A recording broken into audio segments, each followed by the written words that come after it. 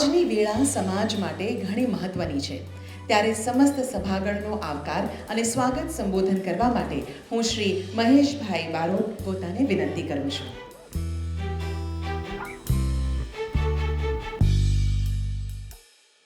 આજની ગુજરાત બારોટ બ્રહ્મભટ્ટ સમાજની સૌ પ્રથમ બેઠકની અંદર ઉપસ્થિત મારા મોટા ભાઈ સમાન પૂર્વ કર્ણાવતી મહાનગરના પ્રમુખ, જેને વર્ષો બહુ વાઇબ્રન્ટ પ્રમુખ તરીકેની જવાબદારી નિભાવી છે, નિકોલના 2 ટર્મથી ધારાસભ્ય, ગુજરાત રાજ્યના મંત્રી શ્રી જગદીશભાઈ વિશ્વકર્મા સાહેબનું સ્વાગત કરું છું. હું અહીંયા આપણી વચ્ચે ભારતીય જનતા પાર્ટીના થલતેજ વોર્ડના કોર્પોરેટર, પૂર્વ સ્ટેન્ડિંગ કમિટીના ચેરમેન, મારા મોટાભાઈ સમાન હિતેશભાઈ બારોટ, જે શ્રાવણ માસની અંદર 1 મહિનો સુધી મૌન રાખી અને શિવની ભક્તિ કરતા એવા હિતેશભાઈ માટે જોરદાર તાળીઓ વગાડશે બધા. આપણી વચ્ચે ગુજરાતના બાહોશ પોલીસ અધિકારી, પૂર્વ ડીઆઈજી આરબી બ્રહ્મભટ્ટ સાહેબનું પણ અહીંયા હું સ્વાગત કરું છું. આપણી વચ્ચે એસકે કોલેજના પ્રિન્સિપાલ સુભાષભાઈ બ્રહ્મભટ્ટનું પણ હું અહીંયા સ્વાગત કરું છું. આ પ્રોગ્રામ જેના થકી થઈ રહ્યો છે, અને અમદાવાદની અંદર હું પહેલી વખત જ્યારે મારા પપ્પાની સાથે અમદાવાદ આવ્યો હતો અને જેના ઘરે જઈ અને ભણવાનું માર્ગદર્શન લીધું તેવા કેસી બારોટ સાહેબ, જે આજે પુસ્તક વિમોચન, જેને બ્રહ્મભટ્ટ જ્ઞાતિ ઉપર એક પુસ્તક લખ્યું છે, એમનું પણ હું હૃદયથી નતમસ્તક વંદન કરી અને એમનું સ્વાગત કરું છું. જનકભાઈ બારોટ, ઉદ્યોગપતિ, જેને સમાજની અંદર મોટું યોગદાન આપેલું છે અને ખૂબ એડવોકેટની લાઇનની અંદર એમનું પ્રખર નામ છે, એવું જનકભાઈ બ્રહ્મભટ્ટનું પણ હું સ્વાગત કરું છું. બંકિમભાઈ, જે હાલ અમેરિકાના વતની છે, ત્યાં રહીને બહુ ઉદ્યોગપતિ ઊંડું કામ કરે છે, બંકિમભાઈનું પણ હું સ્વાગત કરું છું. આ જે ટ્રસ્ટની રચના થઈ એની મુખ્ય ભૂમિકાની અંદર જો કોઈનું નામ હોય તો એવા હર્ષદભાઈ બ્રહ્મભટ્ટ ગોમતીપુર.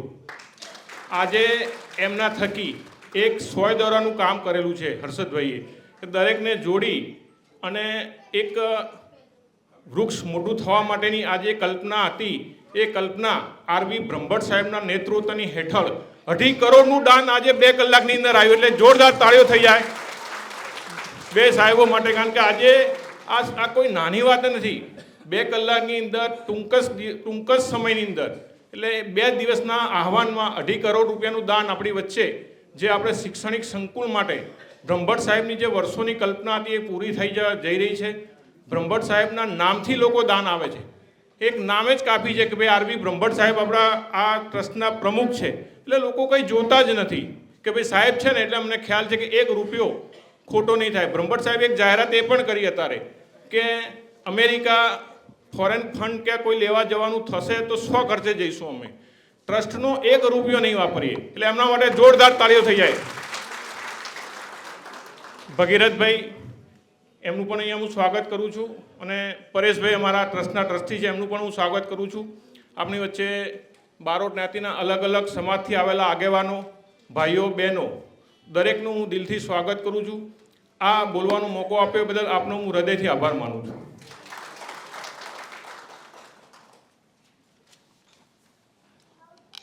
સર, આપના ઉષ્માપૂર્ણ સ્વાગત સંબોધન માટે અમે પણ આપનો આભાર માનીએ છીએ. આજે આપણી વચ્ચે એક વિશેષ વ્યક્તિ ઉપસ્થિત છે, જેઓ કવિ હૃદય છે, જેઓ સમાજ ઉત્થાન માટે હર હંમેશથી કાર્યરત છે, અને સાથે તેઓની જે કમ્યુનિકેશન સ્કિલ્સ છે, જે પ્રતિભા છે, તેનાથી તેઓ અનેક લોકો સાથે, અનેક સંસ્થાઓ સાથે સંકળાયેલા છે. તો આવો એવા વ્યક્તિ વિશેષ શ્રી હર્ષદભાઈ બ્રહ્મભટ્ટને પ્રાસંગિક ઉદ્બોધન માટે આવકારીએ.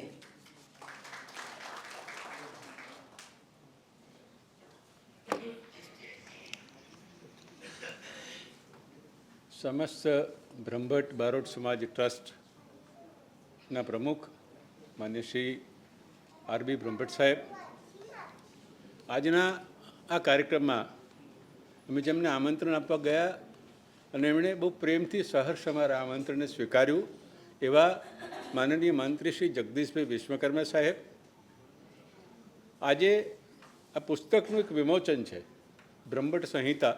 એના લેખક છે ડૉક્ટર કેસી બારોટ સાહેબ. આ ટ્રસ્ટના અમે 2 મેનેજિંગ ટ્રસ્ટીઓ છીએ, શ્રી જનકભાઈ બ્રહ્મભટ્ટ. આ ટ્રસ્ટની રચના થઈ ત્યારે રાજ્ય સરકાર પાસે જે જમીન માંગી છે એના જંત્રી રેટના 1%નું ચૂકવણું કરવાનું હતું અને જનકભાઈએ સૌથી પહેલો 5 લાખ રૂપિયાનો ચેક આપી અને અમે એ ચૂકવણું કર્યું. આ ટ્રસ્ટની રજિસ્ટર્ડ ઓફિસ એ જગદીશભાઈની ઓફિસ છે. જગદીશભાઈની ઓફિસનો મેં કબજો લઈ લીધો છે. એમનો સ્ટાફ, એનું તમામ ઇન્ફ્રાસ્ટ્રક્ચર હું છેલ્લા 1 મહિનાથી વાપરી રહ્યો છું. બંકિમભાઈ બ્રહ્મભટ્ટ એ મારા જ્ઞાતિબંધુ છે, મારા ભાઈ છે અને એ આઈટી પ્રોફેશનલ છે અને ન્યુયોર્ક સ્થિત છે અને આ સમાજનો કદાચ હું માનું છું સૌથી ધનવાન માણસ છે, એવું કહું તો અતિશયોક્તિ નહીં હોય. એવા બંકિમભાઈ પણ સદનસીબે આજે અહીંયા આપણી વચ્ચે ઉપસ્થિત છે. એમનું હૃદયપૂર્વક સ્વાગત કરું છું. આ સમગ્ર યોજના દરમિયાન જેમણે સૌથી મને વધારે બળ અને હિંમત આપ્યું અને આ પ્રોજેક્ટ કરવા માટેનું મેં જે સાહસ કર્યું એવા માન્ય શ્રી હિતેશભાઈ બારોટ જેઓ આજના સમારંભના પ્રમુખ છે. એમણે મને એમ કહ્યું હતું, હર્ષદભાઈ આ એક સુંદર કામ તમે ઉપાડ્યું છે અને તમે ને બ્રહ્મભટ્ટ સાહેબની આગેવાનીમાં આ કામ પૂરું થશે અને પૈસાની તમે ચિંતા ના કરશો, પૈસાને કારણે કામ નહીં અટકે. પૈસાના ભંડોળને એકત્રિત કરવા માટે હું આપની સાથે હંમેશા છું. આવા આ બધા મંચસ્થ મહાનુભાવોમાં સાહિત્યકારોમાં અમે કવિ હૃદયના માણસો છીએ. કવિતા એ અમારા લોહીમાં છે, અમારા જીન્સમાં છે, અમારા નસમાં છે. અને આ કાર્યક્રમ, આ મંચ સમસ્ત બ્રહ્મભટ્ટ બારોટ સમાજના ઉપક્રમે હું આજે આને ત્રિવેણી સંગમ તરીકે જોઉં છું. આ એક સરસ્વતીના પુત્ર હોવાને નાતે સૌથી પહેલાં કોઈ પુસ્તકનું વિમોચન થઈ રહ્યું છે. માં વિદ્યામાં સરસ્વતીનું યજ્ઞ થઈ રહ્યો છે અને પુસ્તક પણ કેવું, બ્રહ્મભટ્ટ સંહિતા. બીજું, આજે આ શૈક્ષણિક સંકુલ એના નિર્માણ માટે જે દાતાઓએ દાન આપ્યું, એટલે માં પાર્વતીના, માં લક્ષ્મીના પણ અમારી ઉપર આશીર્વાદ છે, એ પણ અહીંયા ઉપસ્થિત છે. અને ત્રીજું, અમે શૌર્યના પ્રતીક છીએ. શૌર્ય અન્યાય, અધર્મ, અસત્યની સામે સૌથી પહેલું હથિયાર ઉપાડવાની હિંમત રાખનારા જામર્દ બારોટો છીએ અને એ શૌર્યનું પ્રતીક એટલે અમારા સમાજના પ્રમુખ આર.બી. બ્રહ્મભટ્ટ સાહેબ, જેમણે અક્ષરધામના હુમલા વખતે બજાવેલી ભૂમિકાના સંદર્ભમાં ભારત સરકારના રાષ્ટ્રપતિનો સુવર્ણચંદ્રક, શૌર્યચંદ્રક પ્રાપ્ત થયો. એવા શૌર્યનું પ્રતીક એવા બ્રહ્મભટ્ટ સાહેબ અમારી સાથે ઉપસ્થિત છે. મેં કહ્યું એમ કે આ ત્રિવેણી સંગમ છે.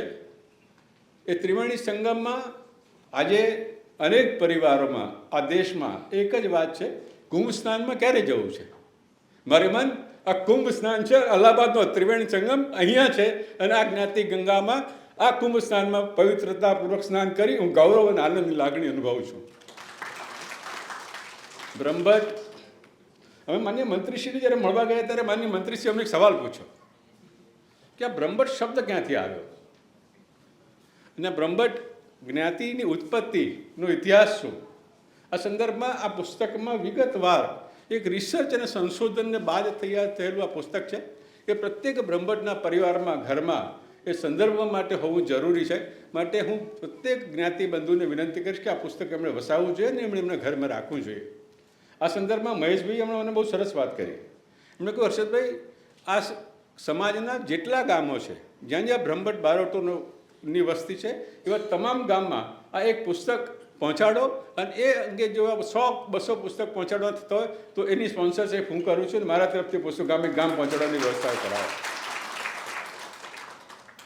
આજે આ પુસ્તક વિમોચનની સાથે આ દાતા અને શ્રેષ્ઠીઓનું સન્માન છે. રાજકોટમાં એક શૈક્ષણિક સ્કૂલનું શિલાન્યાસ હતો, ભૂમિપૂજન હતું. અનેક લોકો એમની શક્તિ મુજબ કોઈ સિમેન્ટ આપ્યું, કોઈ સ્ટીલ આપ્યું, કોઈ રેતી આપી, કોઈ દાન આપ્યું. જસદણના ઠાકોર સાહેબ આવ્યા હતા. એમણે થેલી લઈને રોકડા રૂપિયા લઈને આવેલા અને એ ભૂમિપૂજનના પાયામાં એમણે રોકડા રૂપિયા નાખ્યા. એટલે પહેલાં પૂછ્યું, બાપુ મારા સાહેબ આવું કેમ?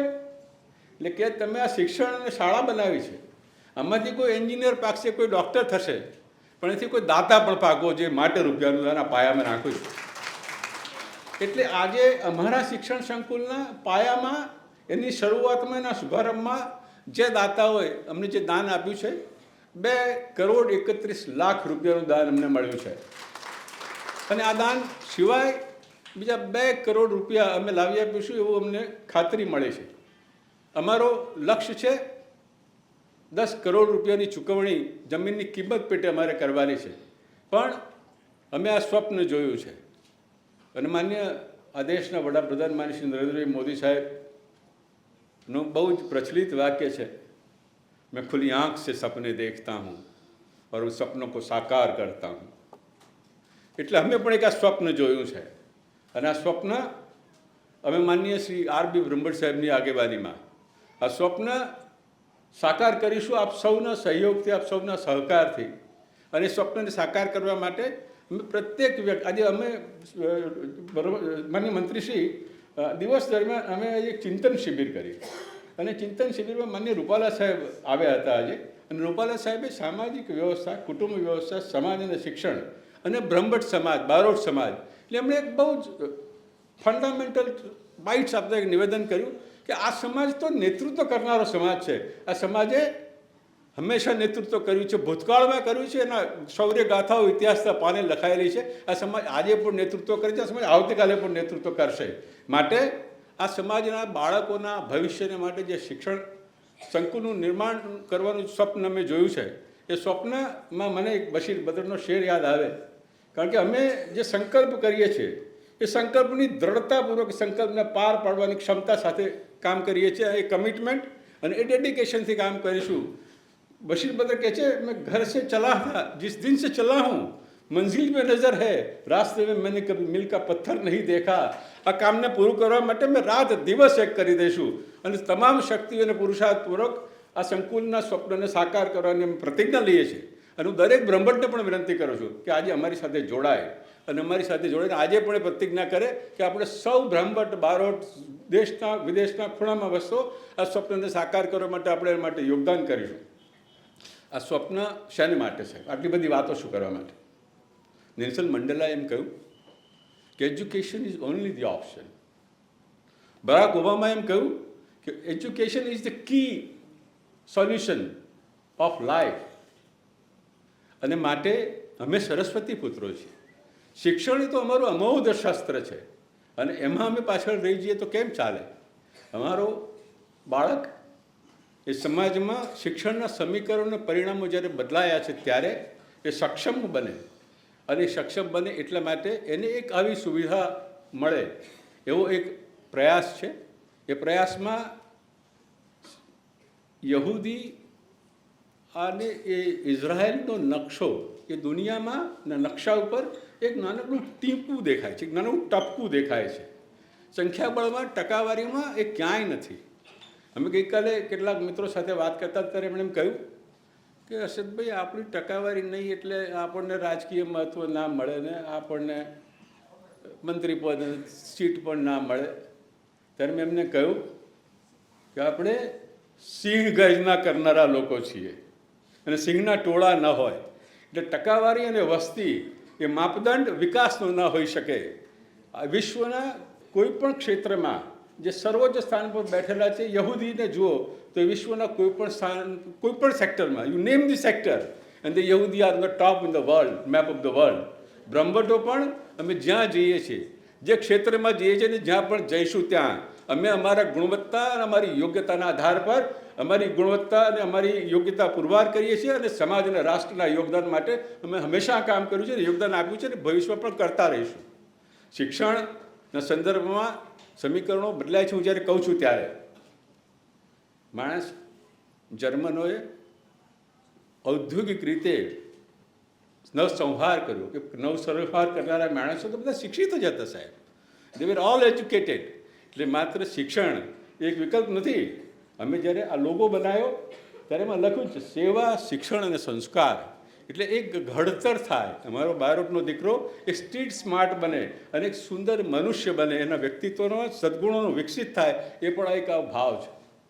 આજકાલ સામાજિક સંગઠનોમાં યુપીએસસી જીપીએસસીના ટ્રેનિંગ સેન્ટર ચલાવવાની એ હોડ લાગી છે, એ ઉચિત પણ છે, આવકારે છે સ્પર્ધા. પરંતુ કેટલાક માણસો એ સિઝનલ બિઝનેસની જેવું કરે છે. એ હોળી આવી તો પિચકારી વેચે છે, દિવાળી આવી તો દારૂખાના ફટાકડા વેચે છે અને ઘેર જતો રહે છે. અમારે શિક્ષણ અને training is a continuous learning process of our life, અને અમારી સતત ચાલતી પ્રક્રિયા રહેશે. મેં બપોરના કાર્યક્રમમાં સભામાં પણ સેશન્સમાં કહ્યું હતું કે અમારા જીવનનું એક સૂત્ર છે કે અમે જે કંઈ કરીશું એ સર્વોત્તમ જ કરીશું, એક્સલન્સથી નીચે કશું જ નહીં કરીએ. અને આ ભવનનું જ્યારે નિર્માણ કરીશું ત્યારે ભવન પણ આ રાજ્યમાં એક આઇકોનિક બિલ્ડિંગ, એક આઇકોનિક ભવન હશે. એવા સુંદર ભવનનું અમે નિર્માણ કરીશું, સંકલ્પ સાથે અમે આગળ ચાલીએ છીએ.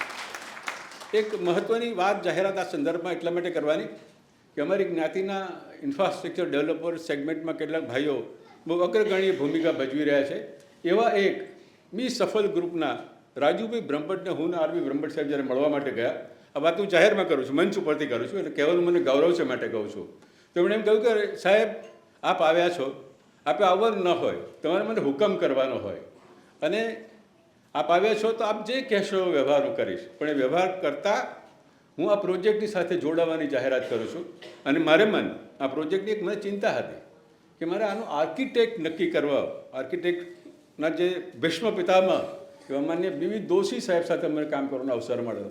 ત્યારે મને એ પરિચય છે કે બિમલ પટેલ અને આ કક્ષાના આર્કિટેક્ટોએ કેવી સંપત્તિનું નિર્માણ કર્યું છે, તો આ ભવનનું નિર્માણ કરવાનું આર્કિટેક્ટ પણ પસંદગીની એક અવઢવના હતી.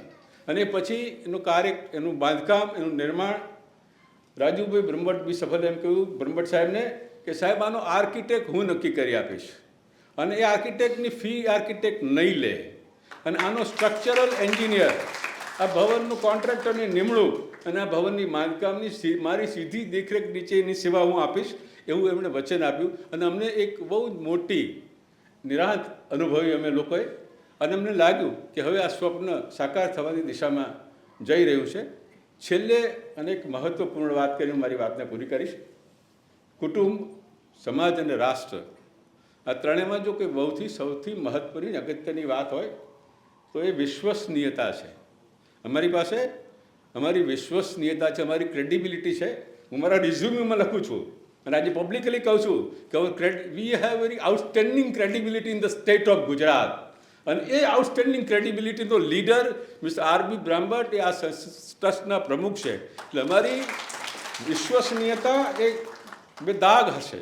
બ્રહ્મભટ્ટ સાહેબે બપોરના સેશનમાં પણ કહ્યું, હું બીજું મારા રિઝ્યુમમાં લખીએ છીએ અમે, અને ગૌરવપૂર્વક અમે કહીએ છીએ કે integrity and honesty which is the rarest of a rare quality and hour integrity will be beyond doubt. જ્યારે અમે આ ટ્રસ્ટ માટે કામ કરીશું ત્યારે અમારી પ્રમાણિકતા અને શુદ્ધ પ્રમાણિકતા છે એનું વચન અને ખાતરી આપું છું.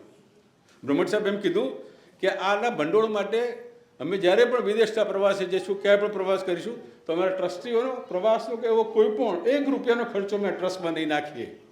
First credibility, second fundamental commandment honesty and integrity, and third transparent transactions of financial transaction. અમારા નાણાકીય વ્યવહારો ₹1. સાહેબને કેટલાક માણસો કહ્યું કે સાહેબ કાલે ₹2 કરોડ રોકડા આપું તો એક ભાઈ એમ કીધું સાહેબ 1 કરોડ આપું, ઢોકળા આપું. સાહેબે ઘસીને ના પાડી દીધી. સાહેબ કેન યુ ઇમેજિન ₹1 કરોડ રોકડા લેવા કે સાહેબ આ ટ્રસ્ટ છે, અને આ ટ્રસ્ટના તમામ નાણાકીય વ્યવહારો કે બેંકની વ્યવહારો થશે ને ચેકથી જ વ્યવહારો થશે. એટલે અમારી પ્રમાણિકતા, અમારા નાણાકીય વ્યવહારો. અને છેલ્લે ને અંતિમ વાત સાહેબ, અમે આ કાર્યક્રમ, આ પ્રોજેક્ટ એ પૂર્ણ કરીશું, સમયસર પૂર્ણ કરીશું, અને એની ગુણવત્તા, એની ક્વોલિટી એ એક્સલન્ટ હશે, એનાથી નીચે કશું નહીં હોય. અને એમાં જે વ્યવસ્થાઓનું નિર્માણ કરવાનું છે, વ્યવસ્થાઓમાં એક ત્યાં સાહેબના મનમાં જે કલ્પના છે, અમારું પણ એક સ્વપ્ન છે કે એક છાત્રાલય હોય જ્યાં આવીને વિદ્યાર્થી અને દીકરી રહી શકે, અને સુંદર ભોજન સારું મળે, એક સારું મેસ હશે ત્યાં, એક સુંદર લાઇબ્રેરી કે જ્યાં વર્લ્ડ ક્લાસ લાઇબ્રેરી, દુનિયાના વિશ્વના તમામ મેગેઝિનો લાઇબ્રેરીમાં ઉપલબ્ધ હોય એવી અમે વ્યવસ્થાનું નિર્માણ કરીશું. અને છેલ્લે ત્યાં હું ઇલેક્ટ્રિક બત્તીના થાંભલા 60 વોટના ગોળાની નીચે બેસીને વાંચતો, તો એવા જે બાળકો છે, જે વિદ્યાર્થીઓ જેમને વાંચવાની વ્યવસ્થા ઘરમાં નથી, એવા બાળકો અમારા સેન્ટર પર આવે તો એમના માટે રીડિંગ માટેનો સ્પેશિયલ જુદો અલાયદો રૂમ અને હોલ બનાવીશું, જ્યાં સવારથી રાત્રિના 12 વાગ્યા સુધી બેસીને વિદ્યાર્થી વાંચી શકે એવું એક સુંદર વાંચનની વ્યવસ્થાનું વાતાવરણ પણ અમે એને પૂરું પાડીશું. આ એક સ્વપ્ન છે અમારું, આ એક પ્રયાસ છે અમારો, અને આ પ્રયાસમાં સમગ્ર જ્ઞાતિ અમારી સાથે જોડાય. સાહેબે અમે માન્ય મંત્રીશ્રી અમને સૂચન કરેલું કે સાહેબે મંત્રીશ્રી કીધું કે અમારી જ્ઞાતિના એટલા બધા મંડળો છે હર્ષદભાઈ, અને બધા મંડળોને સાહેબે એકત્રીકરણ કરી એક છત નીચે લઈ આવ્યા. તેમણે કહ્યું તમે પણ હર્ષદભાઈ તમારી જ્ઞાતિના આ બધા મંડળોને એક કરી આ સમસ્ત બ્રહ્મભટ્ટ બારોટ સમાજના છત્ર નીચે લાવી અને બધાને સાથે લઈને ચાલી અને આ કામ કરો, એ દિશામાં પણ અમારો પ્રયત્ન છે. અને એટલા જ માટે અમે આજે આ દેશના આ રાજ્યના તમામ બ્રહ્મભટ્ટ મંડળના પદાધિકારીઓને આમંત્રિત કર્યા છે અને સૌ અમારા આમંત્રણને માન આપીને પધાર્યા છે. એ સૌનો હું હૃદયપૂર્વક આભાર માનું છું. આટલી પ્રાસંગિક આ પ્રોજેક્ટ અંગેની વાત કરી અને મારી વાત પૂરી કરું છું. આપ સૌએ મને જે શાંતિ સાંભળે બધા આપ સૌનો હૃદયપૂર્વક આભાર માનું છું. ભારત માતા કી જય. સર, આપના સુંદર ઉદ્બોધન અને માહિતીસભર શબ્દો માટે અમે પણ આપનો આભાર માનીએ છીએ. આજે એક પુસ્તક નહીં પણ એક ગ્રંથનું વિમોચન થવા જઈ રહ્યું છે, અને ત્યારે આ ગ્રંથનો પરિચય આપવા માટે અમે આવકારીએ છીએ શ્રી ભગીરથભાઈ બ્રહ્મભટ્ટને, જેઓ ગુજરાતી સાહિત્યકાર, એસપી યુનિવર્સિટી વલ્લભ વિદ્યાનગર ગુજરાતી વિભાગના વડા તરીકે ફરજ બજાવી ચૂક્યા છે, અને ગુજરાતી સાહિત્યના પ્રકાર નિબંધમાં તેમનું ખૂબ નામ છે. તેઓ ખ્યાતિ પ્રાપ્ત કરી ચૂક્યા છે. એવા લેખક, વિવેચક અને કવિ શ્રી ભગીરથભાઈને આવો તાળીઓ સાથે આ પુસ્તકનો પરિચય આપવા માટે આવકારીએ.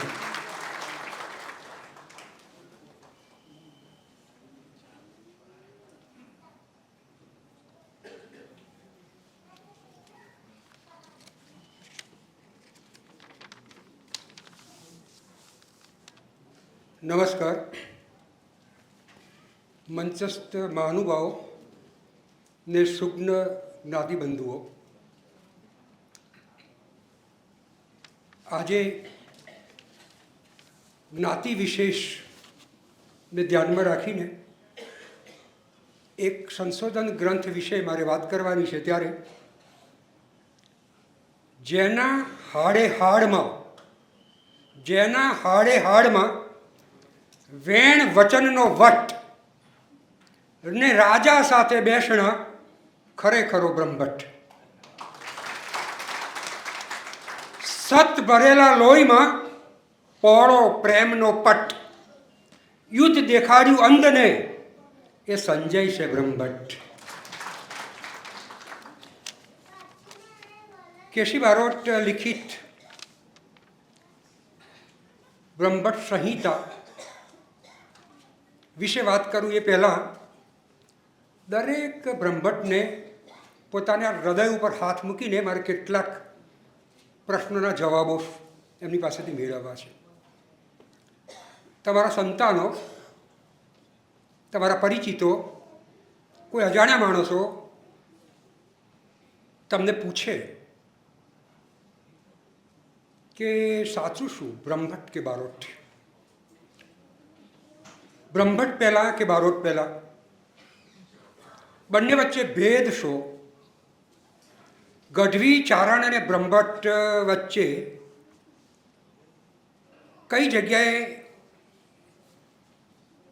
જગ્યાએ એ લોકો ભેગા થાય છે, અથવા તો ક્યાં એમનો તફાવત પડે છે.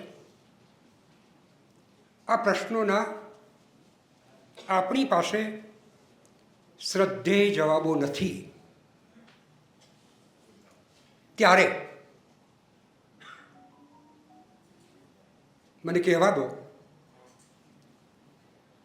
કેશી બારોટ ઇતિહાસના અધ્યાપક છે,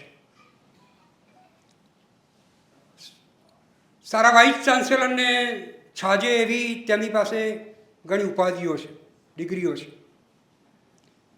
બ્રહ્મભટ્ટ સંહિતા નામનો ગ્રંથ તેમણે દૂર ધોયાની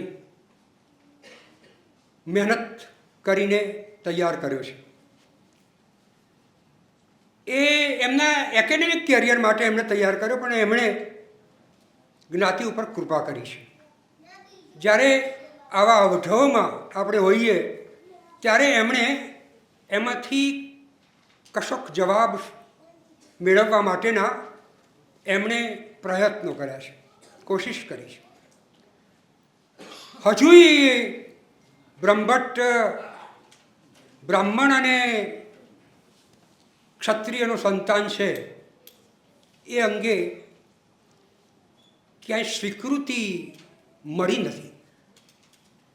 બ્રહ્મભટ્ટ બ્રાહ્મણ છે, બ્રહ્મભટ્ટ બ્રહ્માના મુખમાંથી જન્મ્યા છે અને પછી સરસ્વતીના ખોળામાં રમ્યા છે. બ્રહ્મભટ્ટ સુત પુત્ર છે કે મગધ પુત્ર, આ બધા જે પ્રશ્નો આપણે વિકાસ કરી રહ્યા છીએ, પણ આપણે કયા કુળોમાંથી કેવી રીતે આપણી જ્ઞાતિ ઉદ્ભવી છે એ અંગે હજુ શ્રદ્ધેય સંશોધનો થયા નથી. એમણે કોશિશ જરૂર કરી છે. બ્રહ્મભટ્ટની ઉત્પત્તિ વિશેની કેટલી બધી કિંવદંતીઓ છે એ બધી એમણે નોંધી પણ છે. અને ખાસ તો એમનો અભ્યાસ એમ છે કે ગુજરાતમાં આ બ્રહ્મભટ્ટ જ્ઞાતિમાં જે વ્યક્તિઓ મહત્ત્વની થઈ ગઈ, એમણે સાંસ્કૃતિક ભૂમિકાએ શો ભાગ ભજવ્યો. 1880થી 1947નો સમયગાળો લીધો છે. એ પછીના સમયગાળામાં પણ બ્રહ્મભટ્ટોએ જે નામ રોશન કર્યા છે એનો ઇતિહાસ લખાવાનો બાકી છે. બ્રહ્મભટ્ટની ઉત્પત્તિ વિશે એમણે જે મથામણ કરી છે એમાં ઘણા એમની પ્રશંસાઓ પણ પ્રાપ્ત થઈ છે. અને કેકા શાસ્ત્રી સાહેબે ક્યાંક એમનું ધ્યાન પણ દોર્યું છે કે આ હજુ મારા મગજમાં બેસતું નથી. બારોટ અને બ્રહ્મભટ્ટ બેમાંથી જ્ઞાતિ પહેલી કઈ? બ્રહ્મભટ્ટ પહેલાં કે બારોટ પહેલાં? પણ હું જાણું છું ત્યાં સુધી બ્રહ્મભટ્ટ પહેલાં છે અને બારોટ તો પાછળથી મળેલી. એ નોંધ્યું છે કે શિબા બારોટે એમના ગ્રંથમાં. તો આ 1880થી આપણા જે અંગ્રેજો આવે એ અંગ્રેજોને આપણા ગુજરાતની માહિતી મેળવવી હતી. તો માહિતી મેળવવામાં એમણે બ્રહ્મભટ્ટોનો હાથ પકડ્યો છે અને એમની પાસેથી એમને સરખી રીતે રાજ કરવું હતું તો બ્રહ્મભટ્ટોએ એમને માહિતી આપી અને બ્રહ્મભટ્ટોએ એમનો ઇતિહાસ, એટલે બ્રહ્મભટ્ટો પાસે આ બધો ખજાનો હતો એટલે એમને અંગ્રેજોને ખબર પડેલી અને એમની પાસેથી એ માહિતી પામ્યા. ગાંધી સરદારના જે સત્યાગ્રહો થયા આપણે બધા જાણીએ છીએ. એ સત્યાગ્રહો પૂર્વે રાજાઓ સાથે રહીને બ્રહ્મભટ્ટો ત્રાગા કરતા હતા. આ ત્રાગા સત્યાગ્રહ નથી તો શું છે? તો સત્યાગ્રહની જે આખી વાત છે એ વાત એ ત્રાગામાંથી આવી હોય એવો સંકેત પણ એમના પુસ્તકમાંથી એમણે ઊભો કર્યો છે. અંગ્રેજોને સમાજની માહિતી પૂરી પાડી એટલું જ નહીં, પણ એમની પાસે કેટલું નોલેજ છે, એમની પાસે કેટલી માહિતી પડી છે, એમની પાસે કેવી સર્જકતા છે એનો પરિચય પણ દલપતરામ દ્વારા પેલા અંગ્રેજો સુધી પહોંચ્યો છે. જેમ્સ ફાર્મર એમણે આખી સાંસ્કૃતિક વિકાસ ગાથા દોરી આપી છે. અને પછી આ જે નવી આવૃત્તિ, હું તમને કહું, સાહિત્યના અથવા તો સંશોધનના કોઈ પુસ્તકની ક્યારેય બીજી આવૃત્તિ થઈ જ નથી. આ બીજી આવૃત્તિ થઈ રહી છે. તો તમે વિચાર કરો કે જ્ઞાતિ વિશે જાણવાની કેટલી ભૂખ હશે. તો આ એક શ્રદ્ધેય કામ એમણે કર્યું છે. આપણે કહીએ છીએ કે સંજય, ભવભૂતિ, કુમારીલ ભટ્ટ, કવિ ગંગ, બિરબલ, ચંદ બારોટ આ બધા આપણા પૂર્વજો છે. અને પછી મુનિવર્ય, પ્રીતમ, ધીરો, ચુપુ બારોટ, સીતારામ શર્મા આ બધા એના પછીના. અને પછી રઘુનાથ બ્રહ્મભટ્ટ ને સારંગ બારોટ ને દયાભાઈ ને અનિરુદ્ધ બ્રહ્મભટ્ટ ને આ બધા. તો મારું એમ કહેવું છે કે આપણે આ જે નૂતન સંસ્થા થઈ રહી છે તો મારે આપને એક જ ધ્યાન દોરવું છે. તમે જે સ્તુત્ય પગલું ભર્યું છે અને શિક્ષણ માટે જ તમે જે લક્ષ્ય રાખ્યું છે, હું તમને શુભેચ્છાઓ આપું છું. પણ જે જ્ઞાતિએ કરવા જેવા કામો છે એનો મને જે લાગ્યો છે એ થોડોક નિર્દેશ પણ કરી દઉં. આપણી જ્ઞાતિ કન્યા કેળવણી અંગે કોઈ દિવસ ચિંતા કરતી નથી. જો કન્યા કેળવણી અંગે આપણે ચિંતા કરતા જઈએ ને તો એક સાથે 2 કુળ ઊંચા આવી જાય. એટલે આપણે એક એવી હોસ્ટેલની જરૂર છે કે જ્યાં દીકરીને પોતાના ઘરમાં મૂકે છે ને એવી હોસ્ટેલ, એવા એના ગૃહપતિઓ, એવા એના સંચાલકો હોય, એવી એક હોસ્ટેલ હોવી જોઈએ. તો અને તમે જુઓ કે એ હોસ્ટેલમાંથી ભણીને તૈયાર થયેલી છોકરીઓ જે સમાજમાં કેવું પરિવર્તન લાવે છે. આની જરૂર છે. પછી આપણે ત્યાં બધા વાતો કરે અને એકબીજાની પીઠ થાબડે, પણ નક્કર કામો થતા નથી. આપણી ગુજરાતની રંગભૂમિ ક્ષેત્રે બ્રહ્મભટ્ટનું કેટલું મોટું પ્રદાન છે એની કોઈએ નોંધ લીધી નથી. રંગભૂમિ આખી જે હતી અને પેલા નાટકો ભજવાતા હતા એમાં બ્રહ્મભટ્ટનો કેટલો બધો ફાળો હતો. એ બ્રહ્મભટ્ટોની કોઈએ તસવીરો સાચવી નથી. આપણા બ્રહ્મભટ્ટ લેખકોના પુસ્તકોની કોઈને ખબર નથી. આ બ્રહ્મભટ્ટ જે વીર સપૂતો થઈ ગયા, વીર દાતાઓ થઈ ગયા, ઉદ્યોગપતિઓ થઈ ગયા, સંશોધકો થઈ ગયા, ડૉક્ટરો થઈ ગયા, સારા વકીલો થયા, સરકારી અધિકારીઓ જે થયા, એમનું લિસ્ટ નથી એક જગ્યાએ મળતું. આ કામ કોણ કરશે? બ્રહ્મભટ્ટ જ્ઞાતિનો આખો શ્રદ્ધેય ઇતિહાસ આપણી પાસે છે, દરેક જ્ઞાતિ પાસે છે. અને મંચસ્થ મહાનુભાવો, મારે કામને આપને એક વિનંતી એ કરવાની છે કે કોઈક પાસે બ્રહ્મભટ્ટ જ્ઞાતિ પાસે જે ગુણો છે એ ગુણોના આધારે તમે એવો એક સ્ટડી કરાવો સાયકોલોજીકલ કે આ બ્રહ્મભટ્ટોને કયા પ્રકારની નોકરી આપવામાં આવે તો એમાં એકદમ સફળ થઈ જાય એમના ગુણોના આધારે. આ કામ કરવા જેવું છે. આપણા ત્યાં રાજકવિઓ સાથે બ્રહ્મભટ્ટો જોડાયેલા કયા કવિઓ હતા છે આપણી પાસે હિસાબ કશો? જ્ઞાતિના રત્નોના આપણી પાસે કે કોઈ નામાવલી નથી. એટલે આ બધું જે દટાઈ ગયેલું છે એને શોધી અને આપણે ગૌરવ લેવા માટે આપણે ક્યાંક સાચવવું જોઈએ ને તૈયાર કરવું જોઈએ. આપણે કેટલા બધા યાદ કરવા જેવા સંતોને ભક્તો આપણી જ્ઞાતિમાં થઈ ગયા છે, એની પણ આપણી પાસે બહુ જ મોટી કોઈ નોંધ નથી. કેટલીક પરિચય પુસ્તિકાઓ તૈયાર કરાવવી જોઈએ લેખકોની, દાતાઓની, અને એવી પરિચય પુસ્તિકાઓ નાની તૈયાર કરાવો. નાનો પ્રોજેક્ટ આપો તમે કોઈકને અને આવા કામો થાય. અને એને આ બધું કરીશું તો આપણા બાળકો પાસે આપણો જે ઇતિહાસ છે ઇતિહાસ જશે, ભૂતકાળ જશે, અને એમને આપણી જ્ઞાતિ પ્રત્યેનું જે ગૌરવ છે, માન છે, અથવા આપણે ક્યાં ઊભા છીએ, આપણો સંબંધ નાભિનાળ સાથે કેવો જોડાયેલો છે એની પણ એમને ખબર પડશે. કેસી બારોટે જે ઇતિહાસ કર્યો છે એ ઇતિહાસ 1947 સુધીનો છે ને એમાં એમણે આપણી સાંસ્કૃતિક ભૂમિકામાં આપણો બ્રહ્મભટ્ટ સમાજ કેવી રીતે કામ કરી ગયો એની વાત સુભાષભાઈ કરવાના છે, એટલે એની વિગતોમાં હું નથી જતો. પણ એમણે ખૂબ મહેનત કરી છે, ખૂબ ફર્યા છે, અને એમને જ્યાં જ્યાં ભાળ મળી છે ત્યાંથી એમણે બધી જ વિગતો મૂકી છે. પણ હજુય એમાં કેટલીક વસ્તુઓ ડુપ્લિકેશન પણ થઈ છે. દાખલા તરીકે કવિ બ્રહ્માનંદ બ્રહ્મભટ્ટ છે એવું એમણે એમની પુસ્તકમાં લખ્યું છે, અને કેટલાક લોકો માને પણ છે બ્રહ્માનંદ. પણ મેં ચારણોના ઇતિહાસમાં તપાસ્યું તો ચારણો એમ કહે છે કે બ્રહ્માનંદ ચારણ કવિ છે. તો આ બધું ચોખ્ખું કોણ કરી આપશે? આજે તમે સૌએ મને સાંભળ્યો, હજુ બધાને સાંભળવાના છે.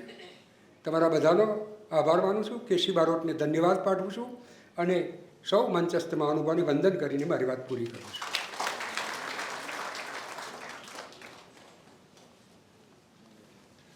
સર, આપના પણ ઉદ્બોધન માટે અને ઉપસ્થિતિ માટે અમે આપનો આભાર માનીએ છીએ. આપણી સાથે આજે ઉપસ્થિત છે ડૉક્ટર સુભાષભાઈ બ્રહ્મભટ્ટ. હાલ તેઓ કેએન યુનિવર્સિટીના વાઇસ ચાન્સેલર અને HK કોલેજના આચાર્ય પદે કાર્યરત છે. ગુજરાત ઇન્ડોલોજિસ્ટ ફર્સ્ટ એવા શ્રી ડૉક્ટર સુભાષભાઈ બ્રહ્મભટ્ટને પૂર્વ માનનીય રાજ્યપાલ શ્રી AP કોહલી સન્માન પ્રાપ્ત થયેલ છે તેઓના વરદ હસ્તે, અને all India college principal associations, જેમાં ગુજરાત રાજ્યની 36,000 કોલેજ છે, તેના એ એસોસિએશનના પ્રેસિડેન્ટ પદે પણ સેવા આપી રહ્યા છે. તેઓ તેના ટ્રસ્ટી પણ છે, અને IS ટ્રેનિંગ સેન્ટર સ્પીપા ખાતે પણ તેઓ સેવા આપી રહ્યા છે. ત્યારે આવો તાળીઓના નાદ સાથે તેઓને પણ આ પુસ્તકનો પરિચય આપવા માટે આપણે આવકારીએ. સમસ્ત બ્રહ્મભટ્ટ બારોટ સમાજ એકત્રિત થયો હોય અને એ સમાજના એક લેખકને પોંખવા ગુજરાત સરકાર અહીંયા ઉપસ્થિત હોય એવી આ સૌ પ્રથમ ઘટના છે.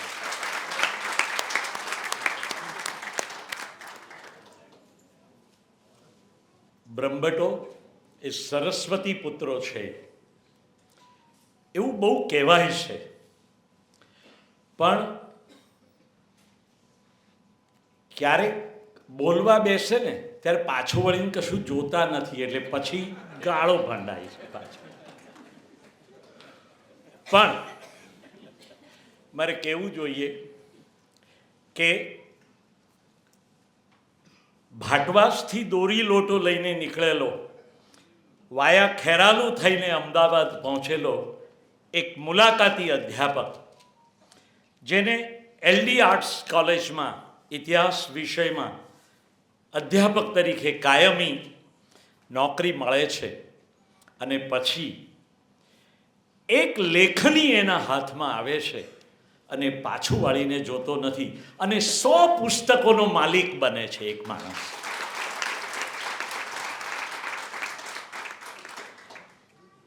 અમદાવાદમાં વર્ષો સુધી જે માણસે સાયકલ પર જ માત્ર પ્રવાસ ખેડ્યો, જેને સ્કૂટર લેવાના પણ એક સમયે પૈસા નહોતા, એવો માણસ પોતાના બંને બાળકોને ભણાવીને ડોક્ટરેટ તો બનાવે પણ ડેપ્યુટી કલેક્ટર પણ બનાવે, એ દિગંત બારોટ.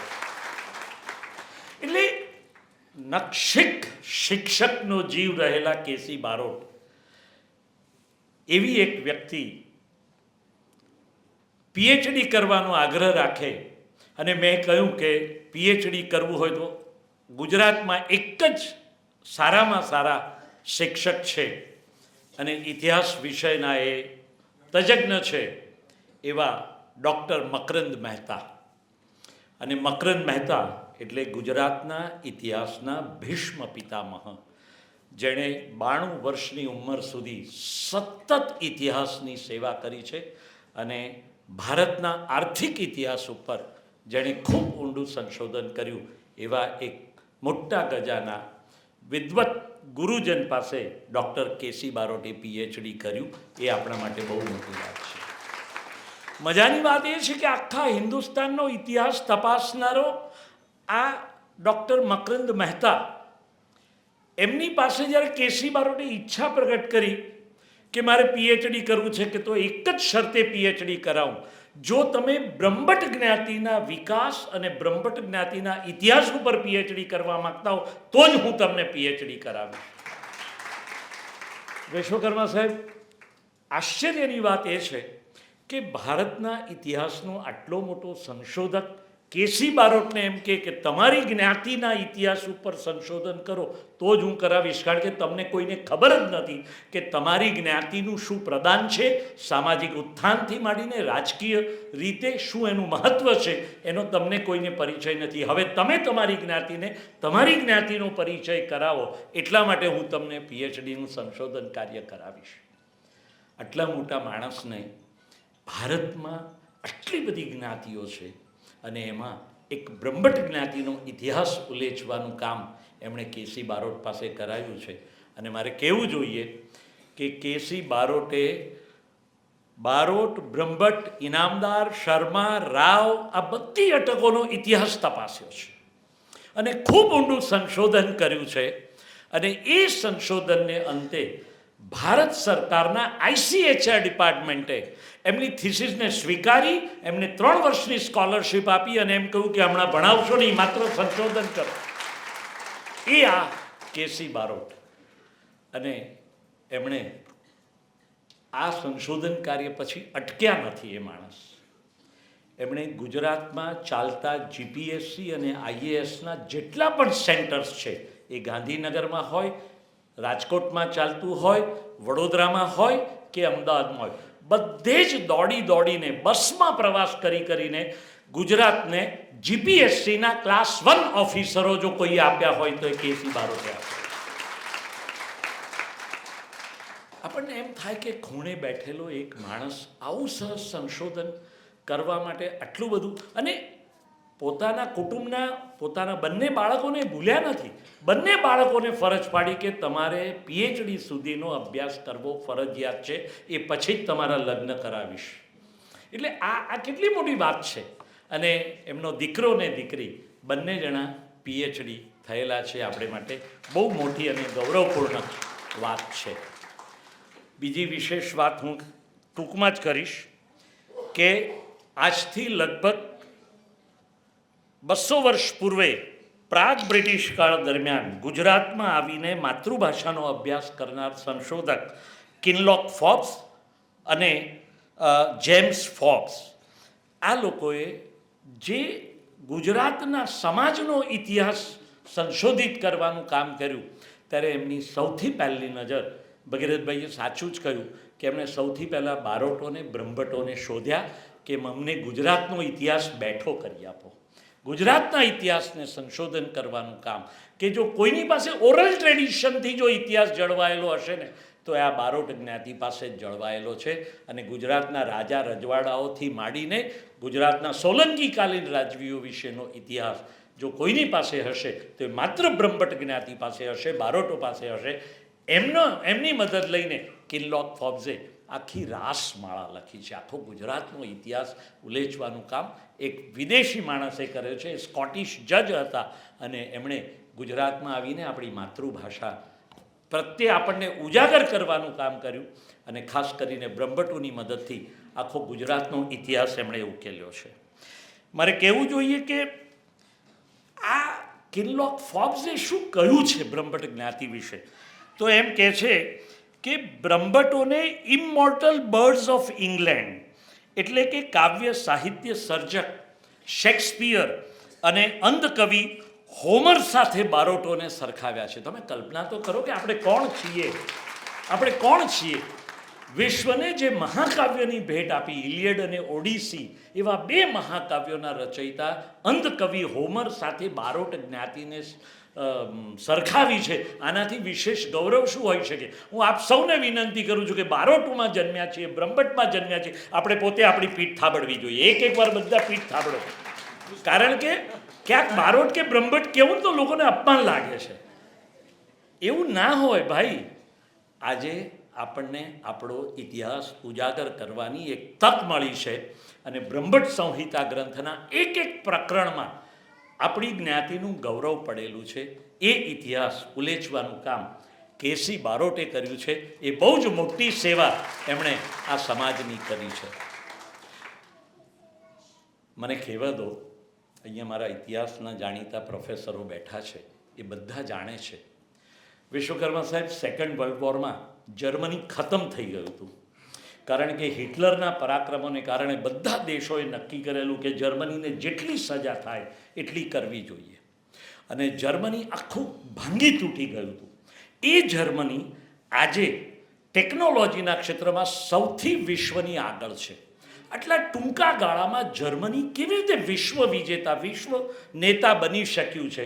તો એનું કારણ હિતેશભાઈ એવું હતું કે જર્મન પ્રજાના શિક્ષકોએ સ્કૂલોની અંદર જર્મન પ્રજા કેટલીક મહાન છે, જર્મન પ્રજાની પરાક્રમ ગાથા, જર્મન કવિઓ, જર્મન લેખકો, જર્મન સંશોધકો, જર્મન ઇતિહાસકારો કેવા મહાન હતા.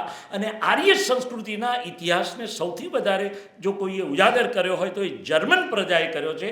આવા પાઠ જર્મન પ્રજાના બાળકોને શાળાઓમાં ભણાવ્યા અને એ બાળકો ભણી ગણીને મોટા થયા અને આજે વિશ્વના બહુ મોટા ટેકનોલોજીસ્ટ તરીકે જાણીતા બન્યા. તો આ ઇતિહાસને ઉજાગર કરવાનું કામ કરનારા એ જર્મનીના શિક્ષકોને ધન્યવાદ આપવા જોઈએ. અને એટલે જ કહું છું કે એટલા જ ધન્યવાદ કેસી બારોટને આપણે આપવા પડે. તે આટલું મોટું કામ એ એમણે કર્યું છે. ભગીરથભાઈએ ખૂબ વિગતે આખી વાત કરી છે. અને આપણા માનનીય મંત્રીશ્રીને થોડુંક મોડું થાય છે, એમને વહેલું જવું પણ છે, એટલે હું મારી વાત બહુ લંબાવીશ નહીં. પણ એટલું ચોક્કસ કહીશ કે આ પુસ્તક તમને હાથમાં ઉચકતા કદાચ વજન વધારે લાગે. ત્યારે હું હર્ષદભાઈને વિનંતી કરું કે જે અમારા ભગીરથભાઈએ વાત કરી, આ પુસ્તકનું એક પ્રકરણ નાની નાની પુસ્તિકા રૂપે પણ જો આપણે છપાવવાની જવાબદારી લઈ લઈએ 10 જણા 10 પ્રકરણની એક પુસ્તિકા છાપવાની જવાબદારી લઈ લે ને તો આપણી આખી જ્ઞાતિનો ઇતિહાસ એમાંથી આપણે ઉજાગર કરી શકીશું. અને ઘેર ઘેર એ ઉઠતા બેસતા ચા પીતા પીતા સવારે 2-2 પ્રકરણ વાંચી જઈએ તો પણ હું એમ માનું છું કે આપણી જ્ઞાતિની બહુ મોટી સેવા આપણે કરીશું. આવનારી પેઢીને આપણે કહેવાનું છે કે આપણે જયચંદો નથી, આપણે સારંગ બારોટ, રઘુનાથ રસકવિ રઘુનાથ બ્રહ્મભટ્ટના વંશજો છીએ, આપણે ચોપુ બારોટના વંશજો છીએ, આપણે નાનુભાઈ બારોટના વંશજો છીએ. એટલે એવા જ્ઞાતિ રત્નો થકી આપણને જે સંસ્કાર પામ્યા છીએ, આપણે જે સરસ્વતી પુત્રો કહેવાયા છીએ, તો સાચા અર્થમાં આપણે આપણી જ્ઞાતિનું ગૌરવ કરી શકીએ, આપણે આપણું ગૌરવ કરી શકીએ, આપણે આપણને પોતાને ઓળખી શકીએ. એટલા પૂરતું પણ હું એમ કહું કે આ ગ્રંથના એક પ્રકરણો આપણે વાંચવા જોઈએ. અને કેસી બારોટને જેટલા અભિનંદન આપીએ એટલા ઓછા છે, કારણ કે એમણે જ્ઞાતિની આ બહુ મોટી સેવા કરી છે. Thank you very much.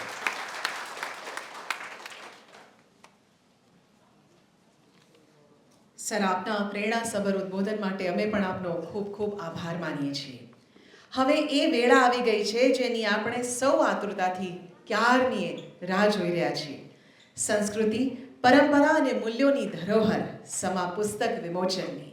મંચ પર ઉપસ્થિત આપણા આજના મુખ્ય મહેમાન માનનીય શ્રી જગદીશભાઈ વિશ્વકર્મા અને સર્વે મહાનુભાવોને આ પુસ્તકના વિમોચન માટે આપણે વિનંતી કરીએ છીએ.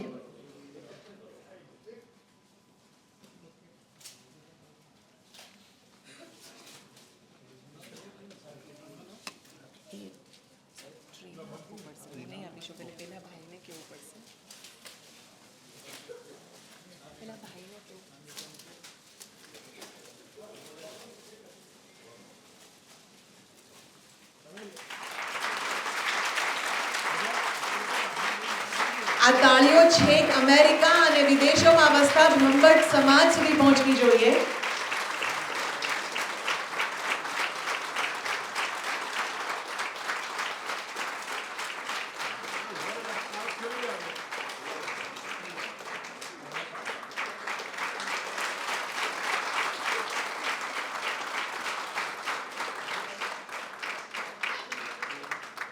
વિચાર અને સાહિત્યના એક અમૂલ્ય રત્નને આજે વિમોચન કરવા બદલ સૌનો આભાર.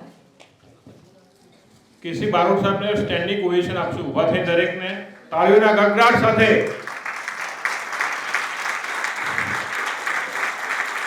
આપનું સ્વસ્થ સારું રહે. સમાજ માટે આપ જે અવિરત સેવા કરી રહ્યા છો સતત કરતા રહો.